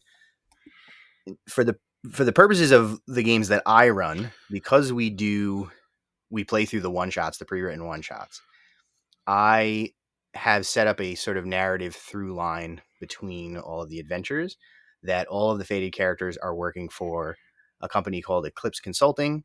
That is a quote-unquote consulting company, which is kind of code for a mercenary organization, but the guild frowns on that, so we don't call it a mercenary organization. And that sort of explains why every time you play, there's a different group of fated, and we're going on these weird disparate adventures in different parts of the Malifaux universe. because of that, it would be a little bit hard for most of the adventures to play, for example, a gremlin or a Neverborn, which is something that you can totally do if you have those expansion books for those respective factions. But because gremlins are not welcome to walk down, downtown Malifaux into the guild headquarters, some of the adventures might have you running around downtown Malifaux. And if you were a gremlin, it wouldn't really work very well there. So we try to stick to a sort of genuine take on the lore and avoid situations like that. And because of that, I just ask that everybody plays a human character. In addition, that doesn't mean you can't use skills and items and things from other books. You just have to be a human. In addition to that, another sort of consideration is that, according to the lore, magic is frowned upon. In some cases, depending on the type of magic you're using, it's illegal and you could be killed for it. And in particular, necromancy is not only illegal from the guild's perspective, but people don't like when there are necromancers around. So it doesn't mean you can't do those things. You absolutely can, but it's something to consider, because if you're not careful about how you use those abilities, it can get you in some trouble. So something to keep in mind here. But I guess to start, Jesse, what do you have in mind in terms of your character's concept? Yeah, I was kind of waffling between a few of them. I think that I really kind of want to play somebody who started out life as like an academic. So, it could be something even as simple as like a record keeper for the mercenary company, or somebody who handles their contracting and is suddenly finding themselves kind of thrust a little bit closer to the action for one storyline reason or another. Okay, very good. I like it. Do you have any thoughts on their sort of history or upbringing, or what brought them to Malifaux, or anything along those lines, or do you want to wait to see where that goes? I think we can wait to see where that goes. I think that the only thing I wanted to kind of integrate into their background story was that maybe they had always been a bit of an overachiever, and then some kind of falling out happened with their family and they felt like they really needed to escape. Maybe they were being pushed too hard as a child and through school to achieve, and things sort of fell apart at some point, and they just had to find a way to get away from their family. And that's what brought them to Malifaux. All right, that is an excellent little detail that I suspect will definitely come up very shortly. What about you, Vic? So far, all I really know is that I think I want to play a performer, and my character is probably going to be married to Doug's character. Okay, very nice. Yeah, one of the things that I usually recommend to folks, and you can kind of take it or leave it, but one of the things I usually recommend to people is that, especially for the purposes of our campaign, but even in a traditional campaign, it's a good idea to not have somebody be like super associated with a particular character or a particular group in Malifaux, unless the campaign calls for that, right? So you don't want to say, "Oh, my character is a guild sergeant," and it's like, okay, well, that's going to super duper limit what you can actually do in the campaign. So it's probably better to do something like, well, my character wants to be in the guild, or is going to try out to be, or apply to be a guild guard. So are you thinking that your character will work at the Star Theater already as a performer, or is she more of a prospective? Oh no, I figure she's more of like a street performer. Excellent. Okay. Very cool. How about you, Doug? I'm going to go with the hypnotist. Ooh. Okay.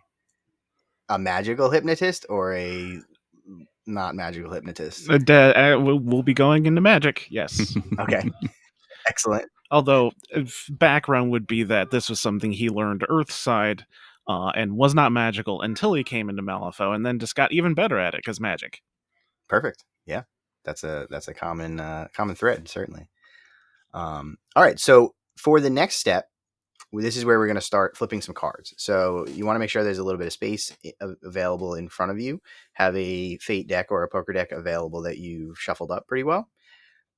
And there's going to be a series of flips here, and we're going to basically flip one card in the middle, and then eventually there will be a T shape in front of you. So just make sure there's a little bit of room, and shuffle up that deck, and then flip me a card off the top and put it right in the middle.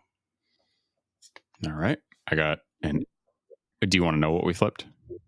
Okay. Sure. So I got an 8 of masks. So this card is called your station card. And what it represents is your family and upbringing.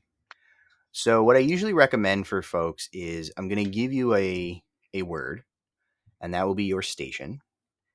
And this is something that you want to incorporate into the backstory of your character to some extent. Now, it doesn't have to be like a super important, like defining characteristic of your character. It may not be important to them at all at this point, but you want to kind of just add it in as a bit of flavor to, you know, some aspect of your character's family, some aspect of your character's childhood that can kind of color a little bit more of the detail there.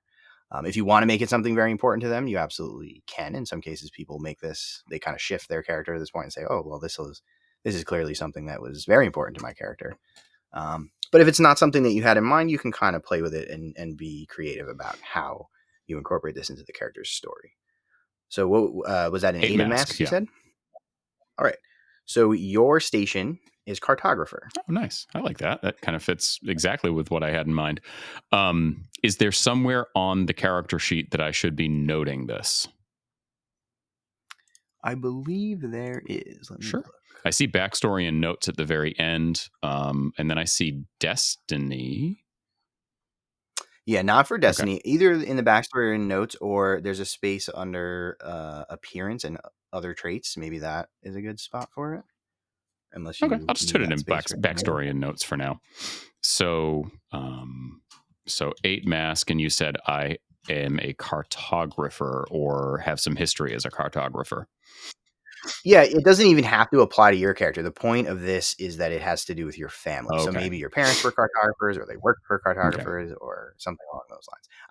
I've had Faded take this and kind of twist it to say that the station was someone who killed one of their parents, right? So maybe they got, I don't remember what it was, but enforcer, and they were like, oh, my father was killed by an enforcer, and that colored my upbringing. Okay, so what I'll put in is just like station, 8 mask, cartographer, and then use that to build things out from there. All right, cool. Doug and Vic, what did we flip? I have a 2 of tomes. 2 of tomes. So you have archaeologist. Yes. I have the 8 of masks. 8 of masks is also cartographer. Yeah, that's what I flipped too. Oh, that's what I'm gonna flip a different one to be different. 6 of tomes then. 6 of tomes is manufacturing. Okay. And where are we putting our station on the character sheet again? I'm sorry. I don't think there's a set spot for it, so I think Jesse said it under notes. I just put mine under backstory and notes, and like the first line I did station and then 8 mask and cartographer. All right, cool. So what do we got next, Jeff? All right, so next we're going to flip another card, and this one is going to go to the left of your first flip. I'll go ahead and do mine. I got a 12 of tomes. All right. So this is your body card, and it represents your sort of physical presence from a young age. So this is sort of your innate physical abilities. And again, going back to what we were discussing earlier, there are 4 physical aspects. So I'm going to be giving you a pool of 4 numbers that you can plug into these aspects as you would like, based on what you think your character should and shouldn't be good at. So the 4 options are might, which is raw strength and prowess; grace, which is accuracy and fluidity; speed, which is swiftness and action; and resilience, which is resistance to damage and disease. Okay. So what was that? 12 of tomes. Again?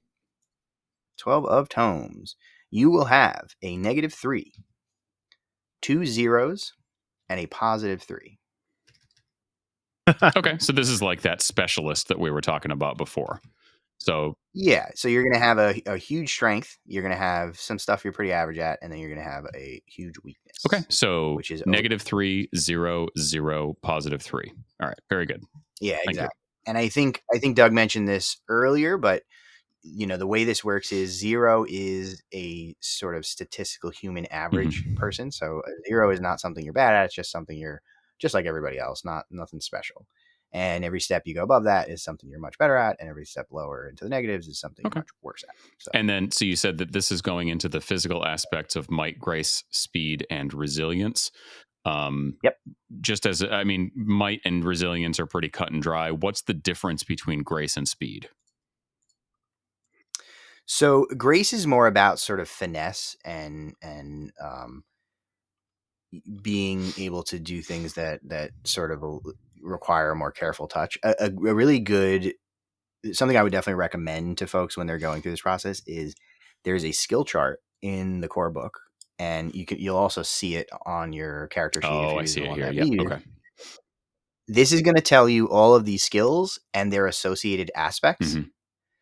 And that will give you a good sense of what the aspects are important for. Okay. So there are other implications that the aspects have. But for example, if you want to know what grace is going to do for you in the game, a few examples of skills that use the grace aspect are flexible weapons, which is whips and chains, things like that. Archery, if you would like to use bows. What else do we have? Lockpicking. Acrobatics, and then also several different types of firearms. So if you would like to use pistols, grace is your aspect for that. Kind of represents your ability to aim quickly and well. Also shotguns will use grace. Speed is a little bit more limited, but that's going to just be how quick you are. So grappling, so that's an unarmed combat style, would use speed. Evade, which is a skill that you might check to avoid some sort of trap that is sprung on you quickly, and you kind of need to react fast to it to get out of the way, or maybe you'll take some damage or something bad will happen to you. I believe evade is also going to factor into your defense aspect. So there's a separate group of stats that are called derived aspects, and they're all a combination of some of your aspects and some of your skills. And I think evade is also going to play into what your defense is. Oh, and I see here using the actual PDF, if I make an adjustment to one of my aspects, it'll automatically move that over to the aspect value on the sheet, which is pretty damn handy. All right, cool. Yeah, so it's very handy because you don't have to do a lot of the math. We'll kind of go through it just so people know what those numbers mean and what they're doing for you, but it helps you not have to do. I've already assigned mine. Actually, took a quick look through things while you were going over stuff. I'm gonna go -3 on might, +3 on grace, and then 0s on speed and resilience. Yeah, I think that sounds right, based on what you said about your character. All right, cool. So, and then Vic and Doug, have you guys flipped? I have an 8 of tomes. 8 of tomes. So you're going to have a -1, 2 zeros, and a +1. Oh, that's pretty good. A little more middle of the road. We'll put that -1 in speed and the +1 in resilience. Physical aspects don't really matter a whole much to this character, and we'll just say he's born just with a little bit tougher than your average person. Yeah, another important thing to note is resilience is going to play into the number of how much health you have. Mm-hmm. So that's another important consideration here. Okay. And Vic, if you're back, did you? Yeah. I flipped a 1 of tomes, which looks like it's the same spread as Jesse's. Should I flip another card? I don't. I mean, we're not going to be playing in the same campaign, so it probably doesn't matter. That's fair. Yeah. So that's a -3, a 0, a 0, and a +3.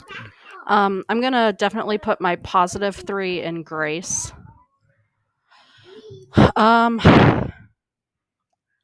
I'm thinking my -3 in might, and then 0s for speed and resilience. All right, we got a lot of not so strong folks in this party. I'm average. Yeah, that's fair.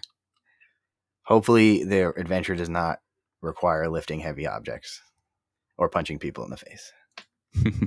We pay people for that. Good thing those two things never come up in Malifaux. Never.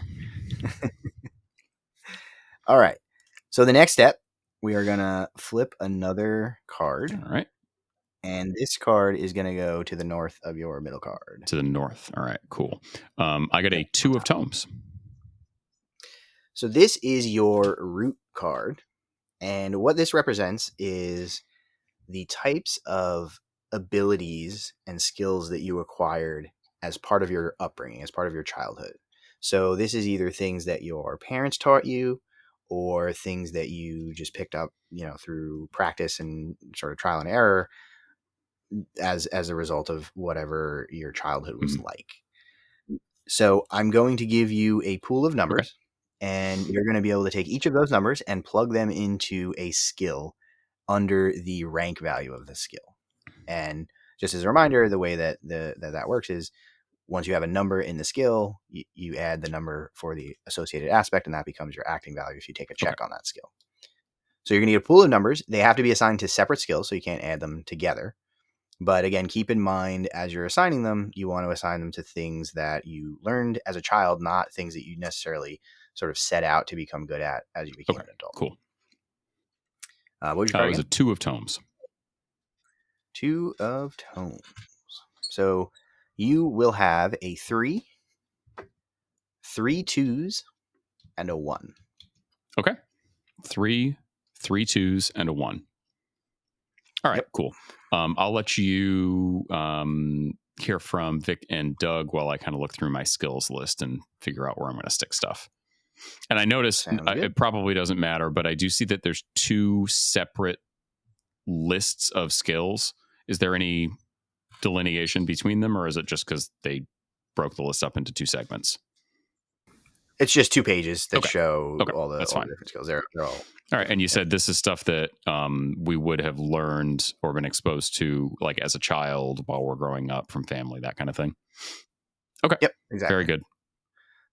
Somebody might be an orphan that kind of grew up on the streets, so they might pick up things like lock picking or tracking because they steal from people on the street to survive.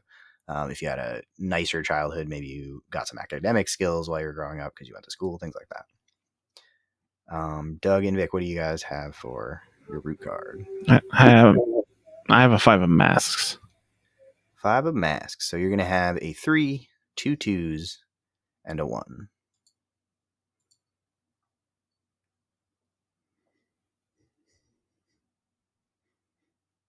Got it. And okay. I have a 9 of masks. 9 of masks. All right, you got a weird one here. So we have a 3 and then 6 1s. All right. So you're going to have a lot of skills available that you're okay at. And so again, you can see that as part of this process, it's going to sort of determine, do you have a few skills that you're very good at, or are you a little bit more well-rounded, jack of all trades type, where you're going to have a lot of skills that you're just okay at?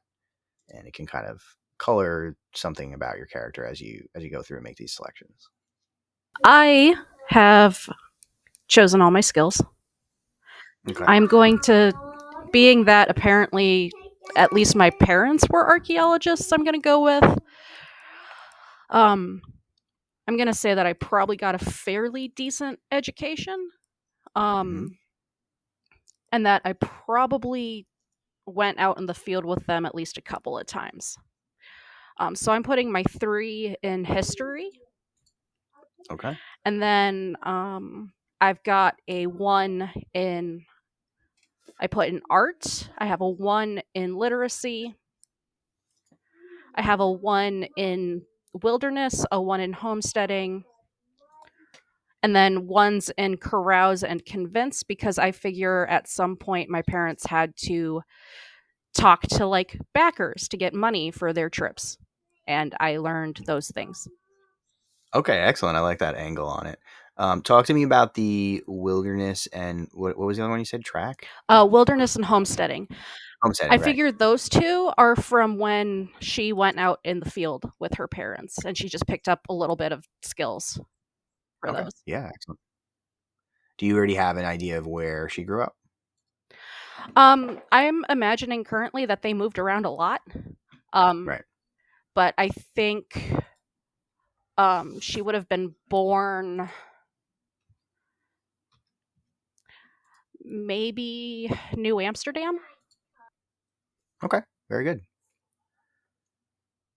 I like it a lot. That's a pretty good spread of a variety of different skills, which is, like I mentioned a few times, always a good thing in this game. You wanna have a sort of different kinds of tools available to you so you can address different situations. So that's good. Jesse, did you have some selections made? Yeah. I put my 3 into where is it? Hold on. I goofed this up. I put my 3 into wilderness. Excuse me. I put my 3 into wilderness. I got a 2 in pistol, a 2 in notice, a 2 in lock picking, and a 1 in history. So the way that I kind of see this playing out is my father. He was basically a lifelong criminal that didn't like his lot in life.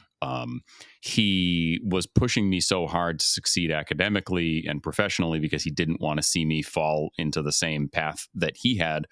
But just by nature of growing up in that household with my father that had really no way to put food on the table aside from continue to engage in criminal activities, and my mother, who tolerated it but was always, she kind of fell into like books and her studies to kind of dissociate herself from the dangers that she kind of always saw the family in, and especially her husband, who she really loved but never really knew if he was going to come home on a given day.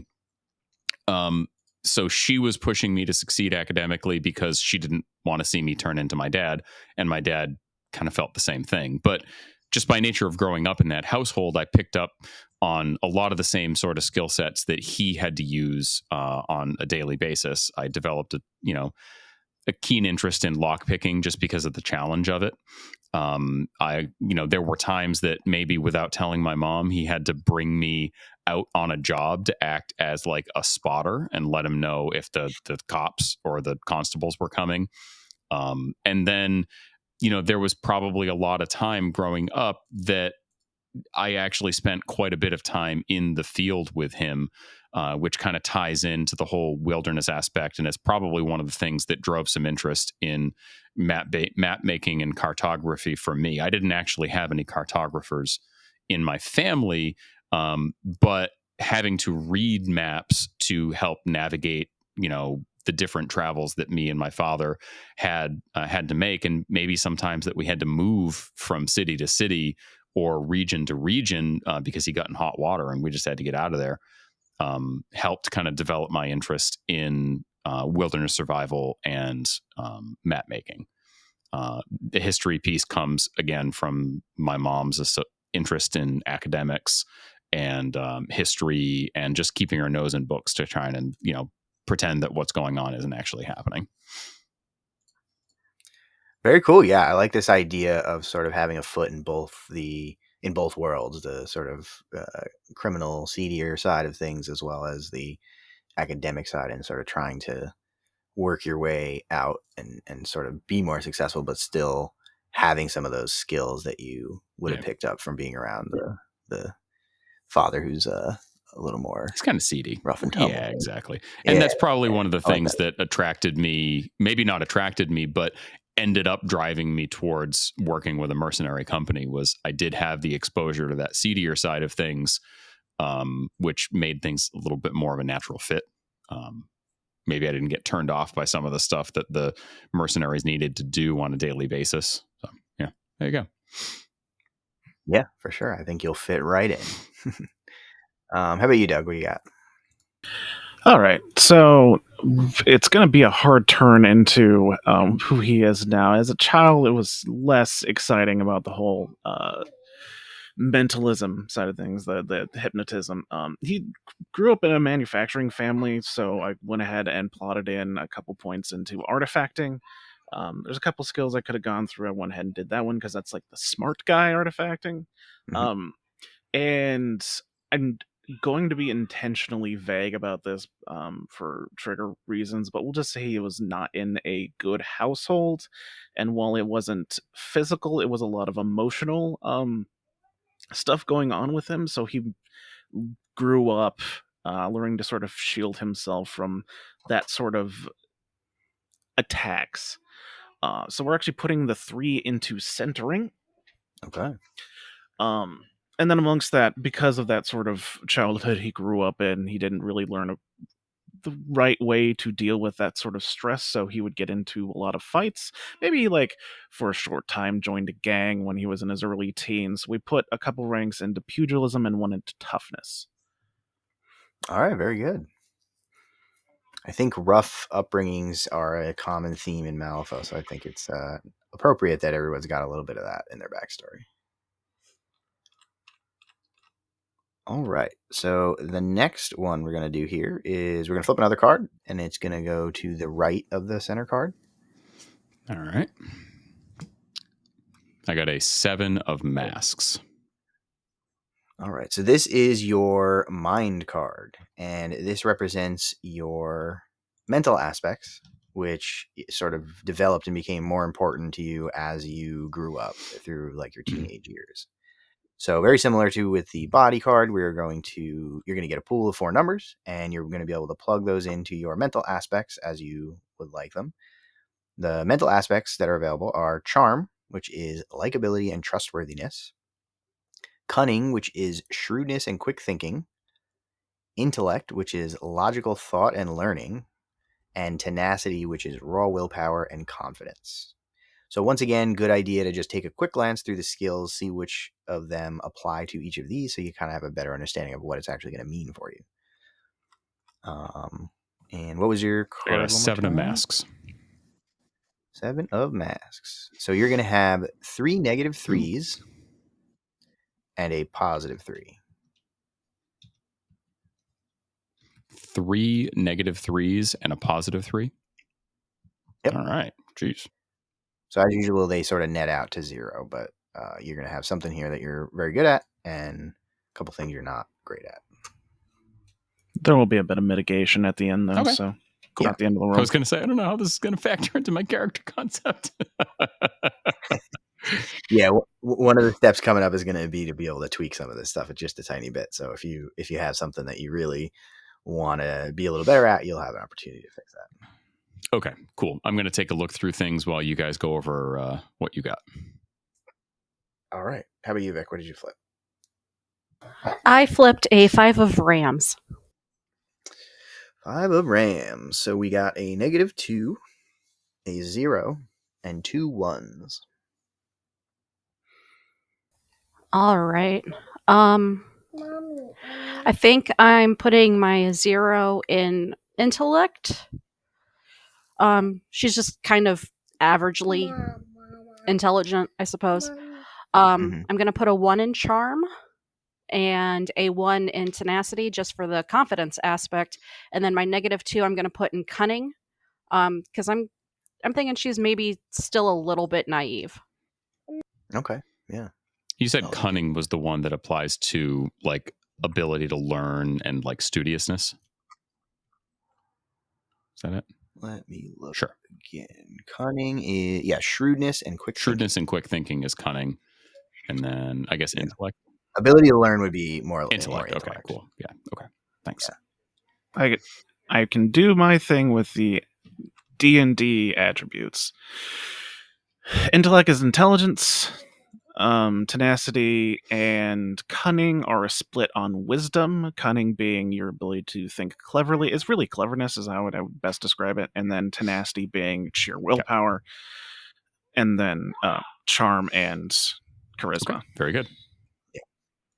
All right. I stuck the 3 into my intellect and then -3s in charm, cunning, and tenacity. Just to clarify, those are negative ones. I There's thought three you of said them. 3 -3s. I'm like, that's brutal. No, I'm sorry. I heard that Okay. too. I might have All misspoke. right, so that helps a lot. So that's going to be a +3 in intellect and a -1 in charm, cunning, and tenacity. That's much better. I was like, jeez, friggin' Part of me hopes I actually net did say 3 -6. Holy crap! Because then I immediately said it nets to 0. So You everybody did. can You tell that did. I'm I was terrible at like, math. I don't think that nets to 0, but there must be something I'm not seeing here. All right, cool. I'm already trying to sabotage your Yes. character. All right, Don't cool. worry. Yeah, so that's -1, -1, -1, +3. Just to clarify. What about you, Doug? What'd you flip? 5 of crows. 5 of crows. So we got a -2, 2 zeros, and a +2. Okay, doke. I can definitely say that +2 is going to go into tenacity. And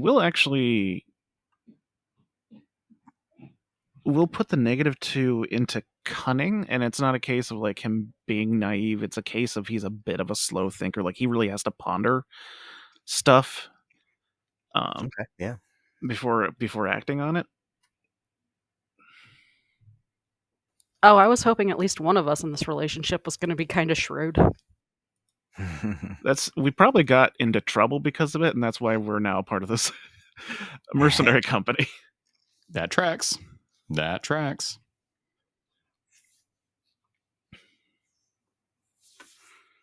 All right. Everybody ready to move on Yes, to the sir. next one? All right. So last one we're going to flip here is going to go to the bottom of the first card. So you should have a T shape. And this is going to be your Endeavor card. So similar to before. Okay. I got a black joker. Okay. That's fine. Not a problem. You'll have a strange result. It's not necessarily a bad result. There's really no good or bad result. So what's this? What's the name? What's this one for? Sorry. Yes. So this is the Endeavor card. All right. And once again, you're going to get a pool of numbers that you're going to be able to plug into skills. Again, they can't go into skills you've already gotten a rank in, and you can't combine them. They have to go in separately. And what this represents is things that you intentionally set out to become good at as you became an adult. So this might be something that has to do with whatever your occupation is going to be, or specific training that you went to get to become good at something, or things that you just got good at as part of sort of getting practice in them as you grew up or started working, or whatever your character did as they sort of came of age. And for anybody not familiar with like Malifaux or the Fate decks, in normal Malifaux play, and probably this probably impacts for this and through the breach as well. The Black Joker is generally considered to be the worst card in the deck. It counts as a 0 and has no suits. And then the Red Joker is the best card in the deck. It counts as a 14 and can have any suit of your choice. Now, you said that during character generation, obviously flipping the Black Joker doesn't just screw me. It's just going to give me kind of a wonky or unexpected result, right?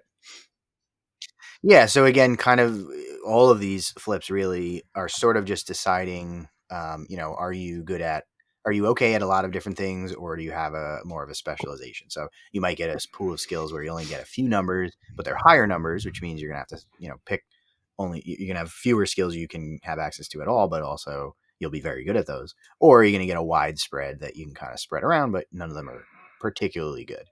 And in this case, your Black Joker gets you 6 2s, which is a very interesting result because you're going to have kind of a lot of skills and you're going to be pretty okay at them. So I might argue this is actually kind of a good result. It's pretty cool. It depends on the type of character that you want to make, but this might. Yeah, and that kind of tracks with the character concept of having kind of a foot in two worlds. There's probably a lot of different things that he's been exposed to. So you said 6 2s, and these are going to go into skills of my choice that I would have learned in adulthood or early adulthood. Okay. Yeah. So things that you sort of intentionally became good at, things that you decided you wanted Okay. to become good at, whether that be through practice or through studying or through training, All right. whatever it I might will be. work on this, and you guys can go over what you got. All right. How about you, Vic? I have a 13 of tomes. 13 of tomes. So you're going to have 3 2s and 3 1s. All right. And Doug? Okay. Here's the thing. I also flipped the Black Joker. And as much as it pains me, because that is actually mathematically the best card to flip for It's pretty skills. good, yeah. Yeah, because most of them equal out to 9 with a few bit of variance. So something at 12 is significant. But in the for the need to have a different destiny, I'm going to go ahead and reflip that as much as it pains me. So Yeah, that's fair. instead, we're at a 10 of rams. 10 of rams. So this is going to be 4 2s and a 1. Yep. Yeah, I hadn't actually done the math on that, but you're right. That is quite a bit more just in terms of the raw numbers. One important thing about this process that I know is pretty common to house rule, but I think the way we flipped here is pretty fair without tweaking it.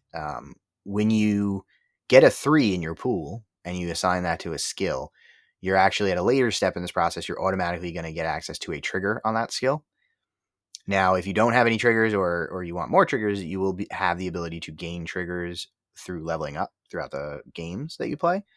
But any skill that you start with at level 3, you're going to automatically get a free trigger for them. So 3s are very important in that sense. But typically, if you get a 3 in the pool, you're going to have far fewer other skills available. So it kind of balances out.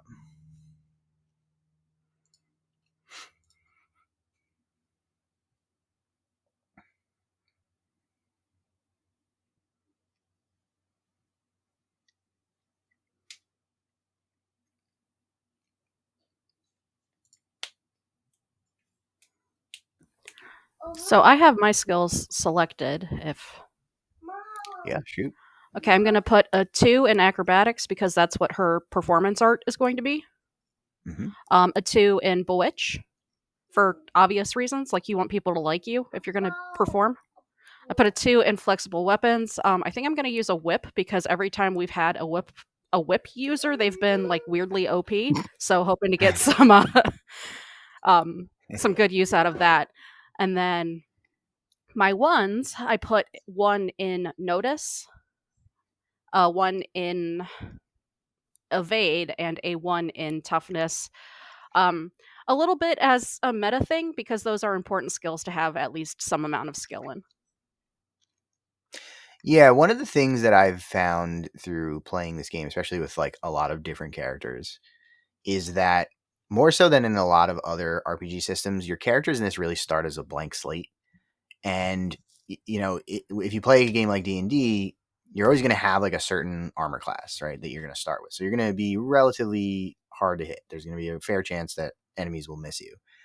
You're also going to have a pretty big pool of HP, so you can take a handful of hits before you go down. In this game, you're really starting as a blank slate, so you're going to have 4 health. If you don't put kind of spec for a little bit more tankiness, you're going to have 4 health, and there's a 2/3 chance that a lot of enemies are going to hit you depending on your card flip. So it is good to sort of keep that in mind as you go through this. And there's lots of different ways you can add some tankiness or some kind of resilience to your character, but it is good to keep that in mind because a lot of characters, if you don't consider it at all and you just really focus on your combat abilities, you will be one-shottable by most moderate to weak enemies. All right, cool. I have my skill assignments. So I took 2 in bureaucracy, 2 in evade, 2 in forgery, 2 in gambling, 2 in literacy, and 2 in mathematics. So kind of broad strokes are that, obviously the literacy, the mathematics, and the bureaucracy are things that he's kind of learned as he's gone through not only the school systems, like in higher education, but before he got involved in mercenary work. Excuse me. There's also just, there's a lot of mathematics and education that go into working towards becoming a cartographer. It's pretty important. And then the other stuff, the forgery and the gambling, those are things that, there were times when he was going through school that things just didn't really go to plan. He was short on his rent. He didn't have enough money for books or supplies. And he kind of started slipping back into some of the things that he learned from his father growing up. He still kind of has a foot in that seedier side of life that he's just never really been able to get away from. Yeah, once again, a very interesting spread of skills there. I like it. How about you, Doug? Oh, and I didn't have a 2 in evade until you guys said that, and I'm like, okay, I think I need to put a 2 in evade instead of printing. So there you go. Yeah, I don't like to like really push people to metagame and be like, okay, I'm going to make sure that I have good stats, but it does become a problem if you have like defense 3, 4 health, and you can't survive. Yeah.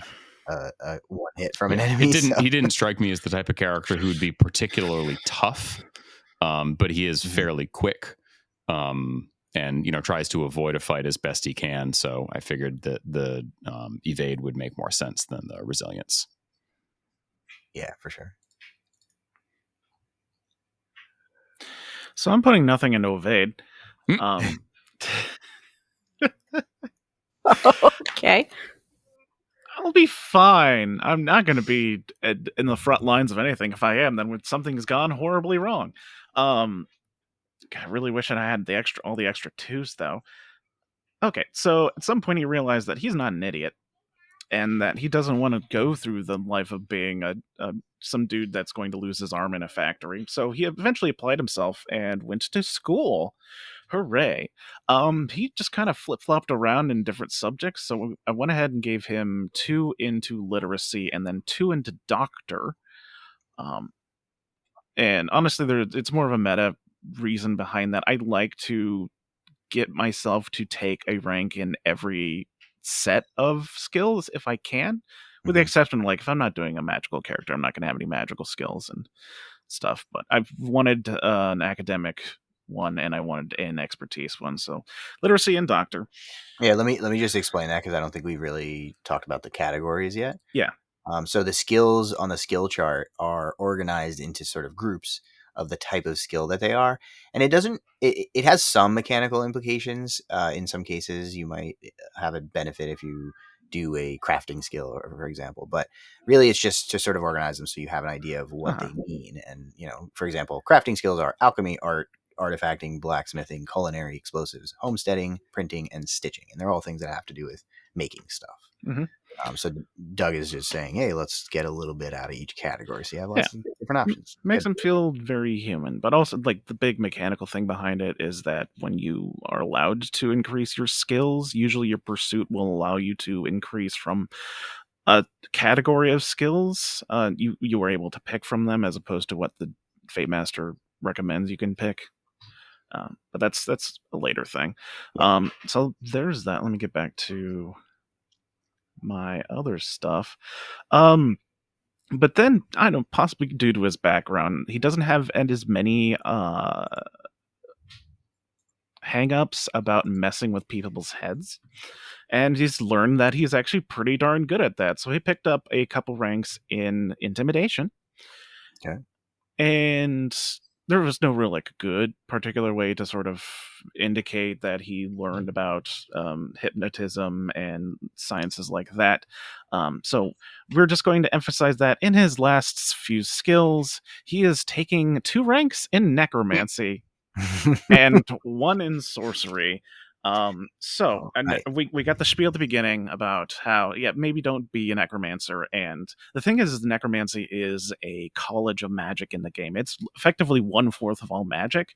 And when you think necromancy, you're just like, oh, it's raising zombies and whatnot. Really, the best way I can describe it is it's the magic that is based on violating autonomy, whether that's physical autonomy or mental autonomy. So there are some skills in there where you're like, why is that necromancy? Is because it's forcing someone to do something, either like move around or like tell you like true serum type things.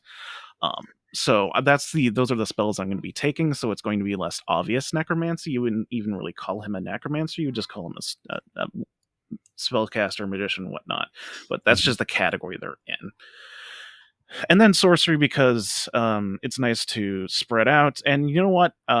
Sorcery is like your stereotypical magic, like shooting fireballs and whatnot. It's heavily tied into elemental stuff quite often. And so I figured I'd pull some kind of attack out of that. And actually we'll do a light theme with him, and I'll go into more description with that, but we'll probably pick up like the light immuto and some sort of like magical blast. Very cool. Yeah, I like that explanation for the necromancy category, because that's come up a lot as like, why are these things under necromancy? But there's actually a surprisingly wide variety of spells available for necromancy, and they're really useful, and people I find kind of underappreciate that. So I'll be very curious to see how you go with it. Yeah. Okay, so I think that's everybody, right? I kind of lost track of where we were. Yes, that's everyone. Mm-hmm. Everybody did their skill. Yep. Yeah. Okay. So the next step, we are going to go back to the first card we flipped, the station card. So if everybody could just remind me one at a time, I got Jesse, what was your of station? masks. So you were cartographer. Did you take any ranks in wilderness? Yes. All right. So That the way this works is that was actually my 3, incidentally. Perfect. Right. So the way that this works is you flip your station card, and it gives you that a little bit of flavor about your family or your upbringing. Once you go through this process and you've plugged all your skills in, if you have not already chosen one of the specific skill that's associated with your station, you automatically get a free rank in that skill. If you have already put ranks into that particular skill, you just get to get a rank in any other skill that you'd like. So at this point, you can just pick another skill and take a 1 in it. Okay. Very good. Victoria, what was your station? My station, I flipped a 1 of tomes, which was archaeologist. That's a 2 of tomes, no? Oh, I got my cards moved. Sorry, the toddler has been right next to me, and she's been messing with my cards. No problem. So, 2 of tomes. So do you have any ranks in history? I do. I have a 3 in history. Very good. You guys did a way better job building your characters than most people, because you picked the skills that were thematically appropriate. So you can also take another rank in any skill you don't currently have any ranks in. And what about you, Doug? What did you flip? Manufacturing. Now this could be several skills, so I might not have guessed right. Yeah, this is a little bit of a weird one, honestly. So I don't blame you if you didn't pick pneumatic. Oh, no. Okay. How? Like, that's never going to get used, because that is a lot of money for pneumatic weapons. But yeah, it's really dedicated to fight. It's a very combat focused skill. Unfortunately, it has to do with your ability to use pneumatic weapons. I'll be fine. It can come up. There are certainly adventures where you find pneumatic weapons that you then can wield or are encouraged to wield. So it can come up. I took my 1 bonus point in deceive, which balances out my -1 from cunning, so it puts me at a 0. Cool. I put mine into barter. All right. Doing some negotiating. I like it. The next step, we are going to have the opportunity to sort of tweak some of this stuff. So if you still have some shortcomings that you aren't super happy about, we can try to fix that to an extent. So during the modify step, you're going to have 2 modify points. Each of those modify points can be used on either of the following. You can increase one of your aspects, which is your kind of core stats, by 1, but you can't go above a 3 when you do that. Or you can gain 2 ranks in any skill that you currently don't have any ranks in. Okay. And you get to do this twice, so you can do one or the other, and then you can do one or the other again. You can do the same one twice if you like to. or split it up. General rule of thumb here, it is harder to increase your aspects later after this process is over than it is to gain ranks in skills.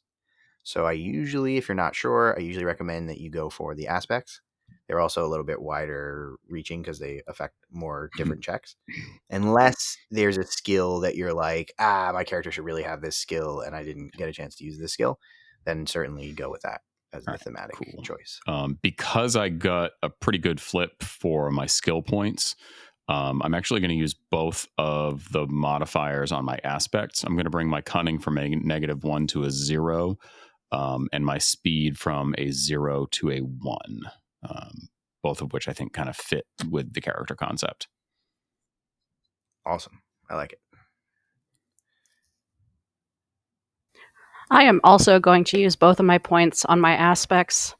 I'm going to make my might a -2 as opposed to a -3, so still weak, but not as. And my cunning a -1 instead of a -2. Very good. And Doug? I'm muted. We're gonna bump up our intellect to 1. I feel like being a school educated person got to go up to at least above average. Still trying to think on my last one. I think I'm going to go ahead and keep the -2 in cunning just to have that interesting weakness to him. Part of me wants to just shove tenacity up to 3 to be like really good at spellcasting, but meh, because we gave him this is because we gave him pneumatic as a skill, and I figured we'd be just not the worst at combat. We're going to go up to might 1 instead. Okay. Very cool. So after that, does anyone have any ranks in literacy? Yes. Yes. Also, How yes. many? Okay, 2, I think. Let me check. I have 1. Yes. So just to be clear, I want to know how many ranks you have, not what you're active. I have 2 ranks. Okay. So 2, 1, and Doug, what did you say? 2. Cool. So your characters will all speak English on account of we all speak English. And in addition to that, they can speak, if your character's backstory has them from a part of the world where English is not the primary language, then you can also know a language from that home country for free. In addition, for every rank in literacy you have, you can know 1 additional language. You cannot choose Neverborn. Nah.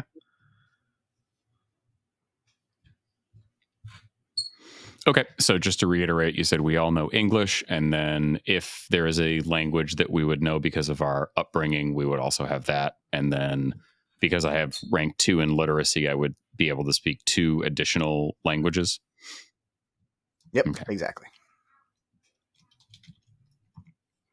So you might have a character from Japan who speaks English and Japanese, and then if you have a rank in literacy, maybe they just decided that they were going to learn Swahili because they had some connection to the language. I'm ready to go. Okay. What are you speaking? We're going with English because everyone speaks English. We're going with Gaelic because I thought maybe we'd make the guy from Boston. He's of Irish descent. And then as far as additional languages, I'm going to get a little sappy here and say he learned French just to woo his wife. Excellent. And we're going to go with German as the last one because I think right now psychology is kind of like the big name in psychology is Freud, what I believe is German or possibly Austrian. All right, very cool. Cool. What about you, Jesse? So English, of course. He knows German because his family actually has deep German roots. And actually, a lot of German was spoken around his household and his extended family's households as well. And I'm going to say that he actually knows Portuguese and French because they're pretty common. French is pretty common in terms of like what's the word for it? Academic literature. A lot of it is written in French around this time. And then he knows Portuguese because there were so many world explorers that were of Portuguese descent, both around this time and prior, that he would have been exposed to it a lot just from reading, maps and accounts of different expeditions to different parts of the world. There you go. Very good. Victoria, what about your character? Obviously English, because we're all speaking English. And then I chose Arabic because a lot of the archaeological digs were happening in that area of the world. And being able to speak to the locals was probably fairly important. Yeah, absolutely. I like all of those reasons. Very cool. So the next step is going to be an interesting one here. So we mentioned it a little bit earlier, but as we were going through and flipping those cards, each one of them is actually going to generate a fate reading. So you're going to have a little tarot card reading for each of your characters. And in a normal campaign, those each card is a segment of your fortune that gets read. And in a normal campaign, the idea would be that you would frame or focus a session around one of the characters' fate steps, and that's sort of part of their fate that was read. And the idea is the Fate Master is supposed to sort of tailor the session to that part of this character's fate and present them with some sort of choice where they can either embrace their fate or they can reject their fate. And as a result of that, they're going to get a little bit of a bonus when they level up that can give you some kind of creative and interesting things that your character can get access to. Or if you don't want to be fun and creative, you can just get a point in an aspect.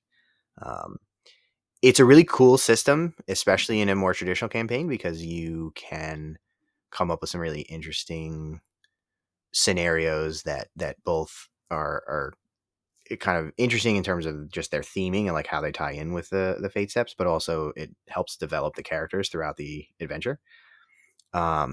It's a little tricky to incorporate them into the way that we play through the kind of one shots, but it's definitely still good to sort of have access to and just to think about in terms of like the development of your character as you play them. So Jesse, what I want to have you do is give me the cards that you flipped in reverse order that we flipped them. And while we're doing this, just for time's sake, Doug, if you guys have the books, do you want to just like assemble yours so we can read them? Cool. So I flipped a Black Joker, that one I got. 7 of Masks. All right, hang on. A 12 of Tomes. 12 of Tomes. A 2 of Tomes. And an 8 of Masks. 8 of Masks.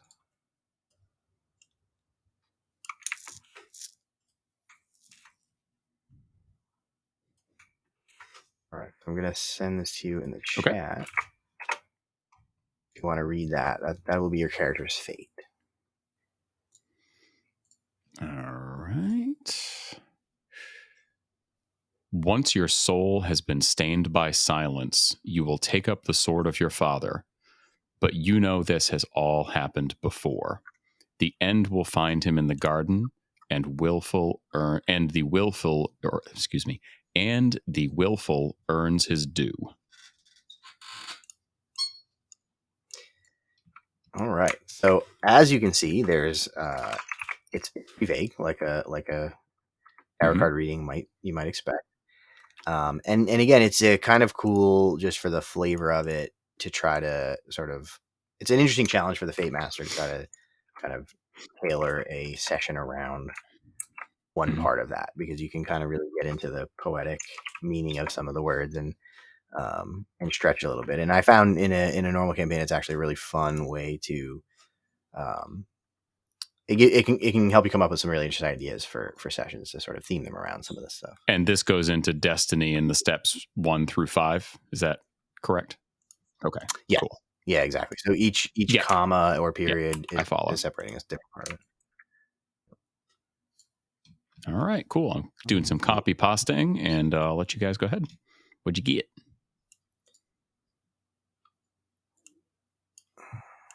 Tori has the book, so I posted my order in the chat. Okay, well, I put mine together. So my destiny is, as you walk the lonely road, the ground will rise to offer you upward, and you will find the other lands on the day she dies. The grave spirit will call to you on a spring song, and it will herald the sinister revolution. Fucking brutal. Brutal. Not ominous at all. Nothing bad ever happens in Malifaux. It'll be fine. We'll be fine. And then is this one, Doug, that you sent the 10 of Ram? Yeah. Is that yours? Okay. Yep. So I put yours together. So if you run when you should walk, you will not heed the mentor, and you will pan the gutter's glitter. The empty mind will know the lie from the judgment, and you will thrice damn him. I was going to do a voice and everything, and you had to read it. Nah. No, you do. Go ahead. Well, I don't have it in front of me. Oh, okay. Well, I'll paste it to you then. Hold on. Okay. I need that dramatic reading. Dramatic reading. Yeah, the voice might be a bit of a stretch. Just if you run when you should walk, you will not heed the mentor, and you will pan the gutter's glitter. The empty mind will know the lie from the judgment, and you will thrice damn him. Very cool indeed. Yay. Just out of curiosity, how are we on time? Because I'm thinking maybe the last couple of steps here, I'll just focus on helping. That's Jesse fine. through Yeah, it. we're running a little long, so that would probably be fine. We've got like 15 minutes. Okay. Yeah. Okay. So once you have that all written down and ready to go, the next step is going to be to choose your starting pursuit. Grab rubber. Now, so as we mentioned before, not only is multi-classing a possibility, but it's encouraged in many ways. You will have the opportunity to choose different pursuits later, but your starting pursuit is important because it's going to give you a few extra things that you're going to start out with that you might not otherwise have access to. So if you're going to be a spellcaster, it'll allow you to build your grimoire, which is what gives you access to the magic you can use.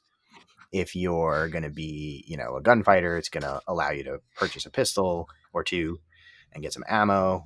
Depending on what pursuit you pick, it'll give you something that's sort of themed to that pursuit. So the core book has 12 or so of them here that are available, and it's got some flavor text behind each of them. Jesse, have you thought about what you want to start out? There is an academic available. I had taken a look at them. I was deciding on if I was going to start with academic or criminal. I think it makes more sense to start as academic for this character concept. Okay. So that's what I'm going to go with. All right. So I put that under original pursuit. Yep. Very good. So a few important things. You're generally going to get, like I was mentioning, some sort of access to equipment or something that is important for your character in terms of the type of role that they're going to play in the party. For the academic, you are going to start with access to any non-magical skill toolkit. A skill toolkit is sort of, in narrative terms, is sort of a set of tools or things that you will use that sort of makes you better at one specific type of skill. And mechanically, what that does is, as long as you have that with you, it's going to give you an automatic positive twist anytime you take a check on that skill. They're relatively hard to acquire after, character creation, so they're important. They're valuable. So you'll want to kind of decide carefully. So you're just going to pick a skill, and you will have access to a toolkit, and you can kind of decide what that entails. So an example might be, if you had a charm toolkit, it might be makeup or something that makes you a little bit more appealing to people, that kind of makes them like you. Or I'm sorry, a bewitch toolkit. Charm is the aspect.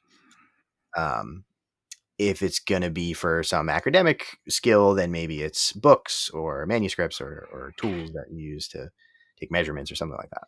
Okay. I think I'm actually just going to stick with a lock picking skill kit, because that's one of the things that he started developing an interest in at such an early age. It's just kind of stuck with him.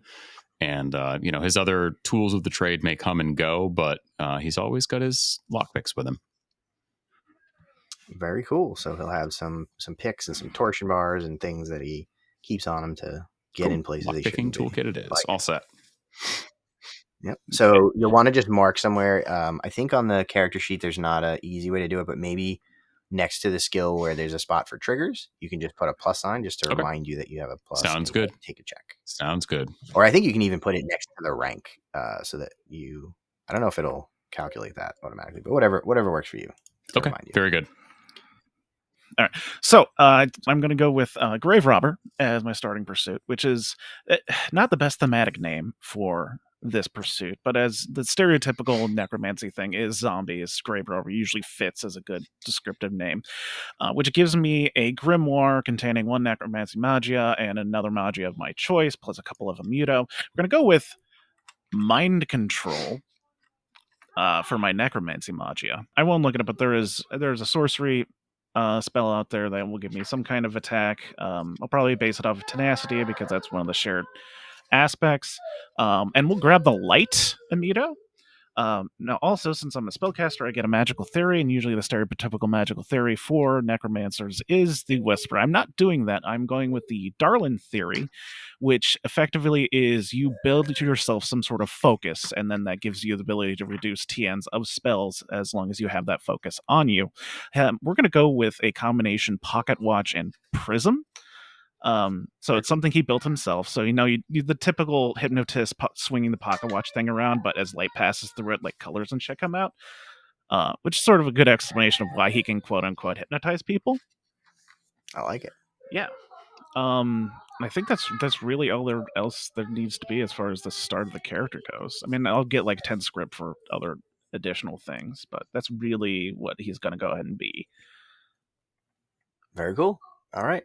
Vic, do you already have an idea of what you want to do in terms of your pursuit? There's a few other things you're going to get because you have access to this pursuit. The toolkit is what you got because it's your first pursuit. But anytime you are playing this pursuit or a different pursuit, you'll have slightly altered versions of these abilities. So the first one is when you fail any academic duel, you get to draw a card during the game. So the idea there is whatever pursuit you're playing, there is a certain set of skills that they're supposed to be good at. And anytime you fail one of those skills, for the most part, there's some exceptions to this, but generally the way it'll work is anytime you fail one of these particular skills you're supposed to be good at, you get to draw a card from it. So that can kind of help balance some of the bad luck that you might have when you're flipping. Okay, very good. So the academic skills are set. I think I moved away from the skill chart. Hold on. Yeah, I can see them on the skill chart under type. They have like training, crafting, range combat, crafting, and then there's some academics in there, like bureaucracy, which I have as an academic. History. Yeah, so it's in the main skill chart. It organizes them by this. So it's bureaucracy, engineering, history, literacy, math, and music. So that's something you'll want to keep in mind while you're playing. And if you change pursuits, that will change for the session that you're playing in. The other thing is that at the end, Doug sort of mentioned this before, but at the end of every session, the pursuit is going to dictate certain skills that you have access to level up. And again, that's sort of just thematically tied into what the pursuit is about. So in this case, it'll be academic skills. So if you want to level up any of the academic skills, you'll have that option at the end of the session. The last thing is as soon as there's sort of a tree of abilities that you get when you play in a particular pursuit. When you play that pursuit for the first time, you automatically unlock the level 0 talent. And then every session that you finish with that pursuit, you will unlock the next one on the tree. So in that way, you are incentivized slightly to multi-class because if you start as an academic, you'll have the talent at step 0, which is know-it-all. At the end of the first session, you'll unlock the next one. And then if you keep playing the academic, you'll just go into the next session with those 2 talents and then unlock another one at the end. But if you switch, you'll immediately unlock the rank 0 talent for the other pursuit. So you get a little bit extra to kind of help you switch over to the new. And role. where is a good spot on the character sheet to note those? Do I put it under talents, manifested powers, and magical theories, or? Yeah, so usually you'll do it under talents Mhm. unless it's something unusual. Sometimes you'll actually like unlock a spell or something Yep. like that. In this case, know it all. When this character fails a skill challenge with a skill that is associated with a mental aspect, she may discard a card to immediately reflip that challenge. If the discarded card was a tomes, she may use an academic skill of her choice in place of the original skill. Okay, very good. I will take a note. So I'm putting down avid student and know it all. Cool. Yep. Then what's next? All right. So a couple more small steps here. The next one is we would determine the derived aspects. And again, this is something that your character sheet is going to automatically update as you enter your values in if you're using the digital PDF one. But just to give a quick overview, your defense will be 2 plus your character's evade skill or speed aspect, whichever is higher. And it's a minimum of 2. Your willpower will be 2 plus the character's centering or tenacity, whichever is higher, and that is also a minimum of 2. Your initiative is your character's speed aspect plus your ranks in the notice skill. Your wounds will be 4 plus your toughness skill. And if you have a positive value in the resilience aspect, you can add half of that rounded up to your wounds. Your walk will be 4 plus half the character's speed aspect. Your charge is 4 plus your speed aspect. And it can't be any lower than your walk. And your height is 2 if you're an adult human. All right, cool. Yep. And the character sheet calculated all that stuff for me, so should be good. I'm choosing performer, as I stated before, which gives me a social toolkit. I am choosing the Bewitch toolkit. 0 talent is center of attention, which allows me to discard a card to, after another character fails a social duel, make the same challenge with the same skill against the same TN, and any modifiers, including a plus or minus flip, would apply to this character as well. All right, very cool. And I've got to take off. Do your So thing. thank you. Yeah. Very much. It was an absolute pleasure. Thank you. Bye. Bye. Have fun. So the next step is a little bit open-ended. You're going to get access to a general talent. So there's a section of the book that has a few pages worth of talents that are available to most characters. A lot of them will have a requirement, like you have to be good at something, and in some cases it requires you to be bad at something. This can be anything from building in suits on certain skills. It can be things like increasing your total health. It can be things like giving you a longer charge range. There's all sorts of things available. I usually recommend that folks kind of spend some time and go through these and kind of pick one that they think works well for their character, as opposed to me kind of telling you which ones are good, because there's all different types of things they can do. We're back. All right, cool. So I can spend some time looking at the talents after the fact. That's not something we need to like wait for me to do on air. Yeah. Yeah, I think that makes sense. I'm stealing mine from the Necromancer book anyways, so. Perfect. Second to last step is equipment. So every character starts the game with 10 script, and they're kind of available to them. You can use this to buy starting equipment, which could include weapons, armor, or kind of various sundries that are available in the book. The 10 script, any that you don't spend, you keep. So that'll just kind of be pocket money going forward into the campaign. The weapons are relatively straightforward. If you're familiar with Malifaux, they'll have a track that'll show you their range, their damage track. If they're a gun, it'll tell you their capacity and how many AP it takes to reload them, which is important in this because you got to track your ammo. Yeah, so if you look in the core book, it's going to divide up the weapons into the various categories based on the skill that is used by you use to wield them. So you have melee weapons and pneumatic weapons and pistols and rifles and shotguns, etc. And again, they give you the damage track as well as the cost and the money that you'll have to spend to acquire them. There's also a section for skill that actually has to do with creating them if you have a crafting skill like blacksmithing or something to make the weapon. So for character creation, you don't have to worry about that. The part that can be a little bit more confusing that needs a little bit of explanation is the armor section. So there's a chart here on 242 that's going to tell you all of the armor that is available. In Through the Breach, there are 4 parts of your body that can have armor on them, and they're associated with the different suits on the cards. So Tomes is going to be your head, Rams is going to be your chest, Crows is going to be your arms, and Masks is going to be your legs. And you can have any or all of them covered by some sort of armor. There's 2 primary things that armor does for you. One of them is it can give you the armored characteristic. So just like in Malifaux, if you have the armored characteristic, you might have armor +1. And that means anytime you take damage, it's going to reduce the amount of damage that you take by 1, but it can't go to 0. So it's a minimum of 1 damage. For when you're purchasing your armor, any piece of armor that has the light characteristic is going to give you armor +1. Now, that doesn't stack between different pieces of light armor. So if you have 3 pieces of light armor, you still just have armor +1.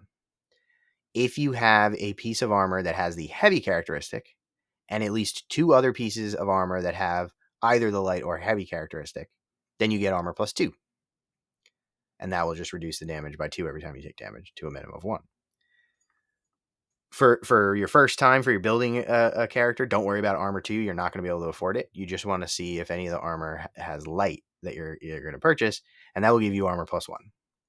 That's a really good way to give yourself a lot more tankiness, because if you're taking a lot of, a couple of hits, it's going to let you kind of stick in the fight a little bit longer. Important to note, though, for every point of the armored characteristic that you gain, you are going to have to reduce your defense by the same amount. So if you come into the game with armor +1, you are going to reduce your defense by 1. And notably, the chart or the character sheet won't do that for you. You do have to go manually change that. In addition, there's the protected characteristic. And now this is specific to the body part that the armor is on. In Through the Breach, there's this thing called a critical effect. And it's something that can happen as a result of a particularly strong attack, or when you're reduced to 0 health or into the negative health, because you're going to track it if you go below 0. Every time you take damage at 0 into 0 or the negatives, you're going to also be afflicted with a critical effect. And that just represents you taking some extra damage. If you have the protected characteristic on the body part that the damage is applied to, or that the critical effect is applied to, you'll just ignore the first critical effect to that body part. So if you have protected head and you take a critical effect to your head, you'll just ignore it. But if you take another one, then you do apply it. It can be very important because it allows you to sort of stay in the fight a lot longer if you're taking a lot of damage. Notably, in this game, if you go to 0 health, you don't just die. When you go to 0 health, you will take a toughness check with a target number of 10. And if you pass it, you will stay awake and fighting. But you'll also take a critical effect. And then every time you take damage again, you will take another toughness check to see if you stay awake, and you will take another critical effect. And the critical effects get worse the further into the negatives that you go. Eventually, you can take a critical effect that's bad enough that it will kill you or permanently maim you. You might lose a limb. You might, there's all sorts of bad things that can happen. But as they get worse, you get closer to dying, and eventually you will just die. But it is kind of hard to kill your character. It's much more likely you'll just pass out and be useless for the rest of the combat encounter. So protected is another important characteristic to have. The cheaper armor tends to just give you some protected on some body parts. So that's something to consider when you're purchasing your first set of equipment here. I know that's a lot. Do you have No. It was all pretty straightforward. It seems like most of the light armor is pretty expensive. Yeah. Even the least costly light armor, it looks like is 5, and that's just for like gauntlets or like greaves. So obviously that would, significantly cut into whatever starting script that I had. The Aventail is 3 script, so that. Oh, okay. Yeah, I saw that. But yes, you're right. It is a little bit more expensive. Now, this is again, you want to consider that this is just what you're starting with. You might acquire some money during a couple of entries. You can always go buy more. But I think to start out, I don't really see this particular character having any armor. So I'm going to just kind of ride the knife's edge a little bit. And I'm going to say that he will have a set of trail gloves and trail chaps, because they definitely fit in with his wilderness and exploration background. So that would set me back by 5. And then let me just take a quick look at the pistols, because I saw that there were some fairly inexpensive ones. He would definitely have one to start, but it wouldn't be anything crazy. So I'm going to say that he is going to have an Axton & Company model 1842, pretty basic pistol at a cost of 3. And then that gives him a remaining script of 2 to purchase any additional stuff that he might need. So you'll want to note that with that pistol, it is a one-shot pistol. So you have a capacity of 1, and then you have to spend 2 AP to reload. Okay, so that's not very good then. It'll be good for a shot, and then you're going to spend some time waiting. So if you're going to do that, either your character's just not going to be very focused on doing damage, which is totally fine, or you might want to have a backup melee weapon or something along those lines, or maybe buy a different pistol. Up to you. Okay. Well, taking a look at some of the other options here, I actually hadn't noticed that some of them have some additional like special effects. Yes. The B&D pocket pistol, it looks like that one is very short range. It does have a capacity 4, and it's concealable, which is pretty cool. That actually kind of keeps in line with the character concept a little better. It is kind of expensive at 7 cost, so it looks like I would probably end up having to drop either the trail chaps or trail gloves. I think that for this character, it would make more sense for him to have the trail gloves to start. So I'm just going to say his only armor is the trail gloves at a cost of 3. And then would I have a problem if I spent the remaining 7 on this pistol and had 0 script remaining? Is there anything else that I need to consider purchasing? No, I think that's fair. The only other things you could buy is there's sort of a list of just general items that you can buy if you scroll a little further down under sundries and services. If you wanted to, have a bottle of booze on you or some rope or some, random equipment, that stuff tends not to be quite as important. You can always also kind of look at that later once your character comes into some money throughout the story. Another thing to note is that when you buy a weapon to start, it does come with 5 full reloads of whatever its capacity is, but a minimum of 10 if it's a really low capacity. Let me just look at that pistol. Yep, this one is it's a 4 capacity. So you'll have 20 shots to start. Yeah, I think that's fine. So I'll just do the trail gloves and the B&D pocket pistol. All right. Sounds good to me. And then I just kind of fill in some of the stuff on here. I can do that after the fact. I don't need to do that on mic. So, yeah. We have 2 other really quick things, and then we are all set to go. So I mentioned this earlier, but you're going to start with a free trigger on any skill that you started with at rank 3. Wilderness was the only one that I started at with 3. All right. So if we go down to skill triggers, which is page 190.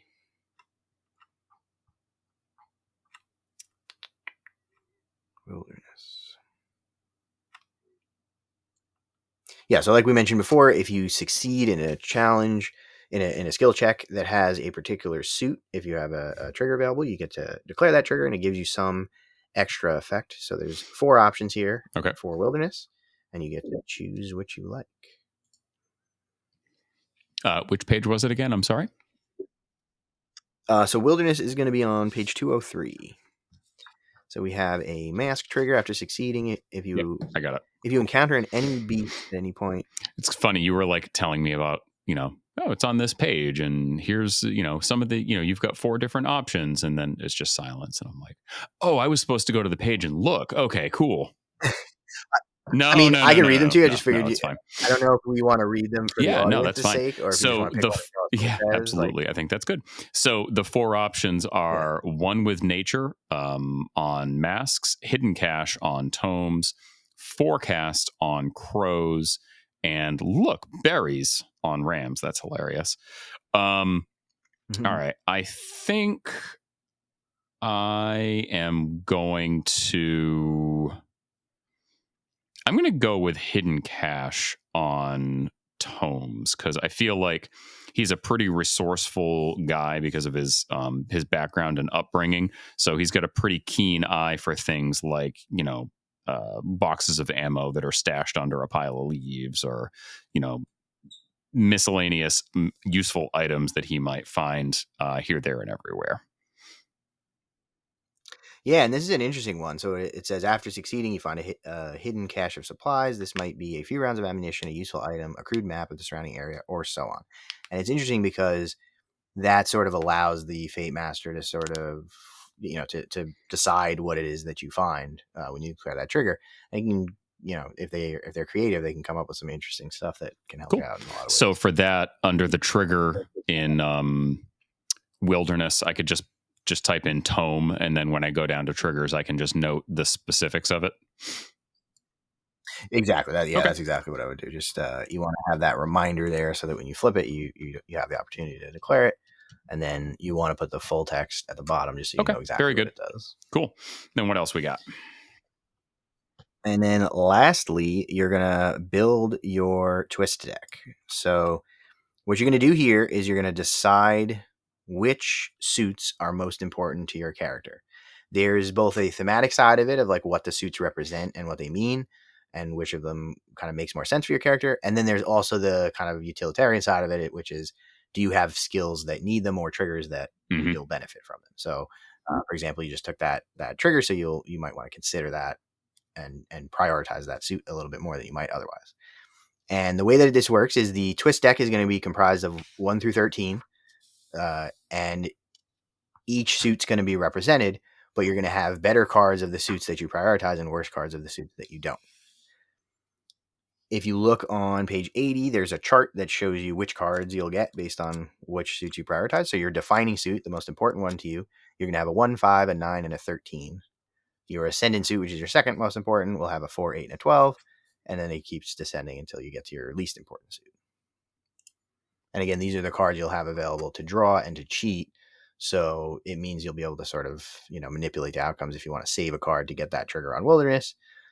If you make that your defining suit, it'll be more likely you'll pull that card that you'll be able to then use for that. Okay. All right. Cool.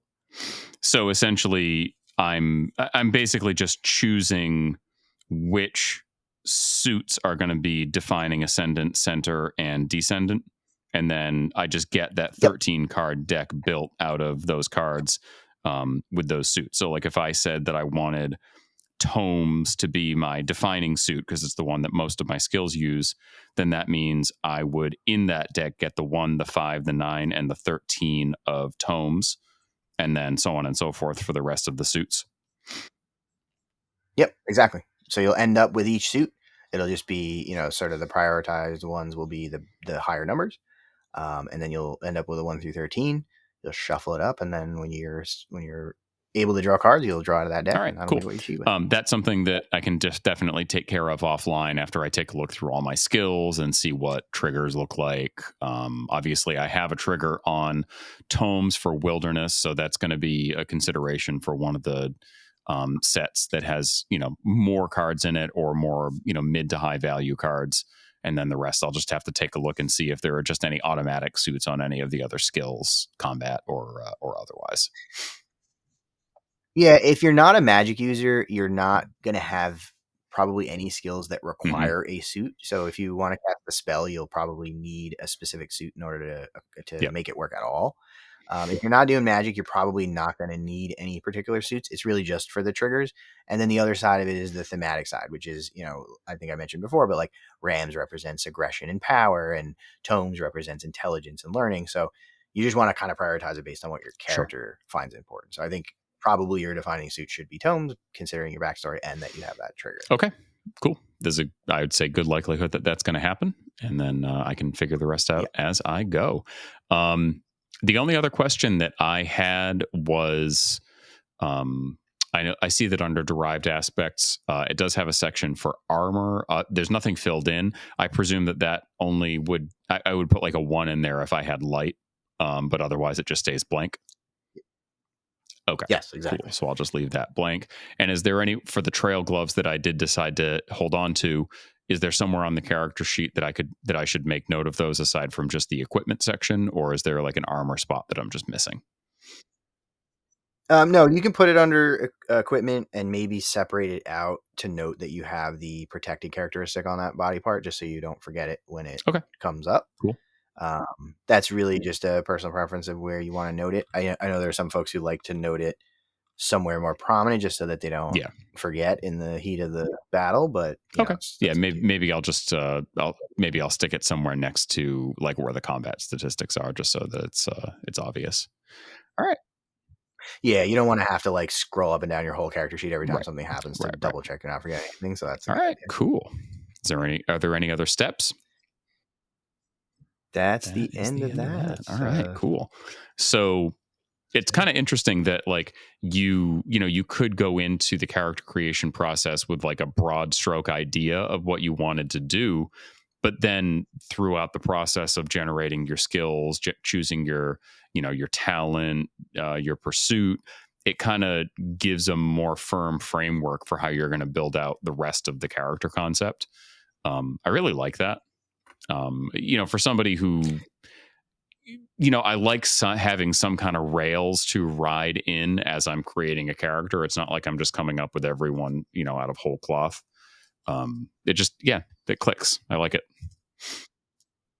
Yeah, I'll admit that when I first read through the rules years ago, I remember thinking, well, I kind of want to have the freedom to do whatever I want. Why is this kind of guiding me or giving me a direction that I have to go in? But the first time I went through it, and I think it's been confirmed by, taking lots and lots of other people through this, that exactly what you said of like, you can still have your concept. You still have the freedom to sort of tailor it and customize your character as you want.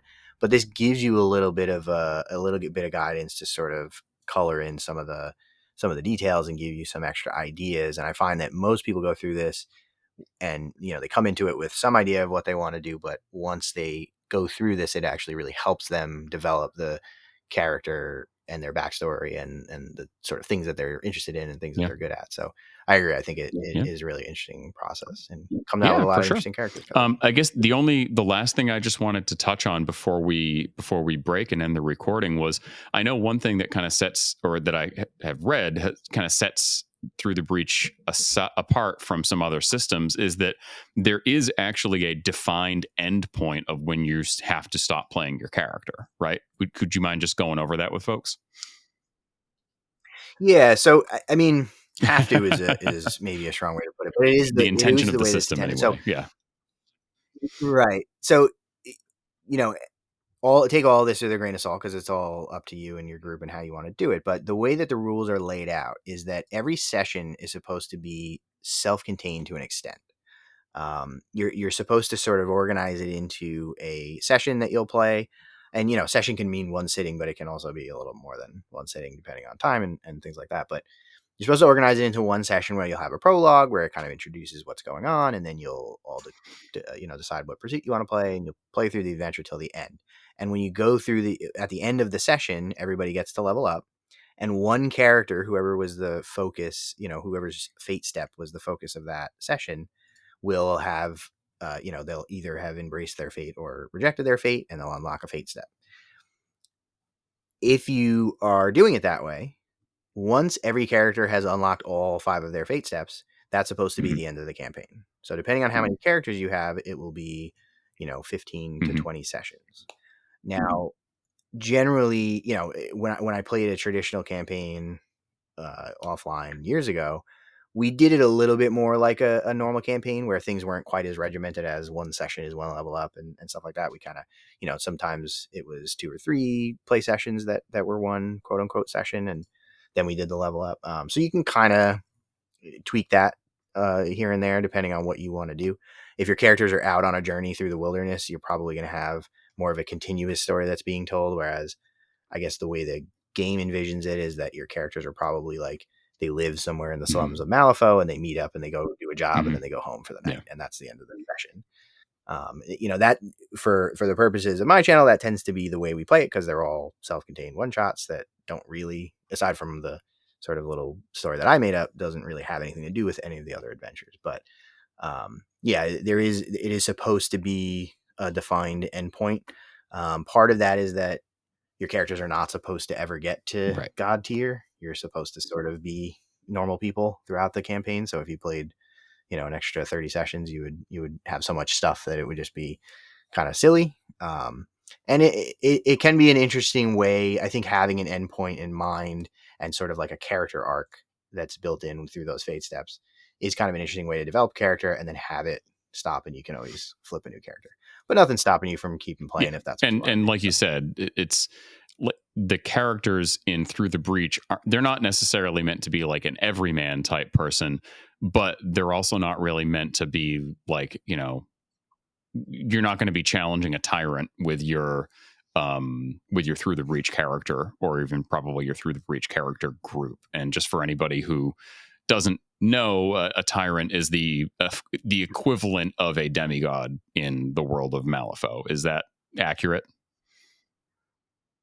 Yeah, for sure. And yeah, I think you make a good point of like, they're not everyday people. They're not just your average Joe. The idea is that your characters have some ability. They're called fated because they have some ability to sort of manipulate fate and destiny. And that's kind of represented by you cheating cards into duels and things like that. So they are more powerful than the average person. But, even once you're a few levels in, fighting a powerful enforcer or a weak henchman is still going to be a real challenge for you. You're not going to be affecting the sort of large scale politics or power dynamics of the world of Malifaux. You're kind of a little bit more humble than that. I personally really like that. I know there's a lot of people who want to go fight gods in their RPG campaigns.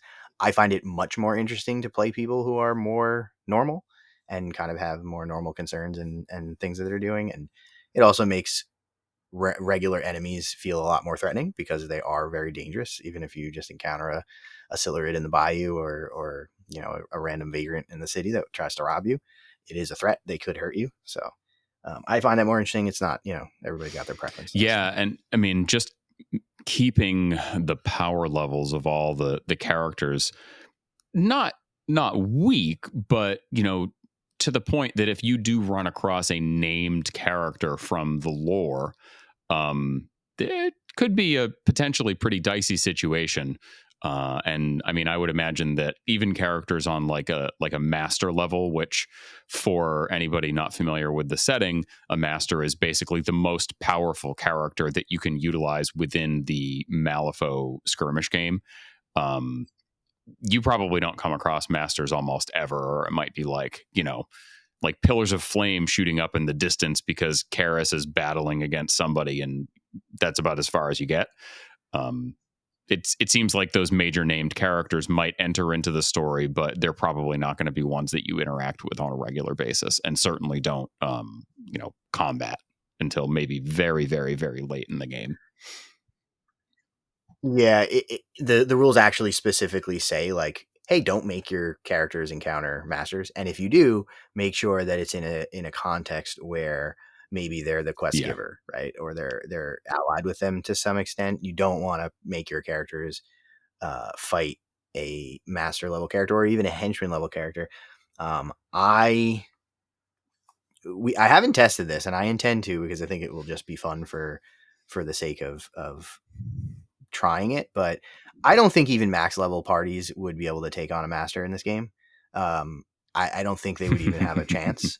It would be very, very, very difficult. You'd have to really you'd have to custom make your character to counter that specific master, and even then it would still be dicey. Like they're extremely, extremely powerful. So you're gonna probably encounter more slightly less powerful. There's still big monsters to fight and powerful mages and all kinds of interesting enemies, but you're definitely not gonna go up against Sonya Crid and not immediately die. But it can be interesting to have those characters in there in a non-combat role. I've incorporated a few named characters and even some masters just to kind of add some interest to the story and kind of some intrigue for people that do know the lore pretty well, but certainly not. You're certainly not going to fight them. All right, cool. I guess that pretty much wraps up everything we had intended to talk about. Was there any final thoughts that you wanted to share with everybody before we head on out? No, I think that's pretty much going to cover it. If you have questions, feel free to reach out to myself or to Doug. And I know there's active communities on both of our Discords as well as Wyrd's Discord that play this game. So if you want some guidance or some tips, whether you're a Fate Master or you're playing, then feel free to reach out. We're all always very eager to help folks get into it. Yeah, for sure. I'm really looking forward to sharing this episode with a couple of folks that I know who maybe have some other tabletop games that they've been playing for years and just want exposure to some new systems. And hey, like I said, maybe I can get the guys on the Nasty Crime channel to give it a shot, even for just a session 0 and one shot. We'll see. Peer pressure. Yeah, I mentioned earlier, but I had a handful of people that I played with who were D&D players that didn't really know anything about Malifaux at all, and I think there's enough interesting in the system that even if they're not particularly interested in miniatures games or don't really know about setting or particularly care about setting, there's enough unique and interesting about it to get people excited about playing it. And certainly as a big fan of Malifaux like yourself, it would help sort of get everybody else interested and excited about it for sure. I mean, really, thank you guys, Jeff, Doug, and Vic, so much. I know that we covered a lot of ground in this episode. It's a little longer than I had envisioned it being, and I want to thank you for sticking it out while we got it recorded. My hope is that people are going to get some value out of it, and just hear something a little bit different on the podcast feed. But did you have any closing thoughts before you skedaddle? Play the game, give it a shot. It's a lot of fun, and it's a very unique way to create characters. Again, just give it a shot. Awesome. Anything you want to share with the good folks before we bid them all adieu, Jeff? No, I think I agree with Doug. If you're curious about the system, definitely try it. It might be a little bit intimidating, but there's lots of it's not as hard to get into as it might look. Try one of those one-shot adventures that are available for free, or the one that's in the back of the core book. It's a great way to just kind of get a feel for it. And keep an eye out, because I'm hoping to have Jesse join us for a game pretty soon, and that'll be going up on the channel, so you can watch those. And also, that's another good way to kind of get a feel for it, is listen to another game. There's a handful of people that have put out games on YouTube and podcasts, so check those out. Fantastic. And so that's pretty much everything that we had today, folks. So just as always, keep your conversations boring and stay weird.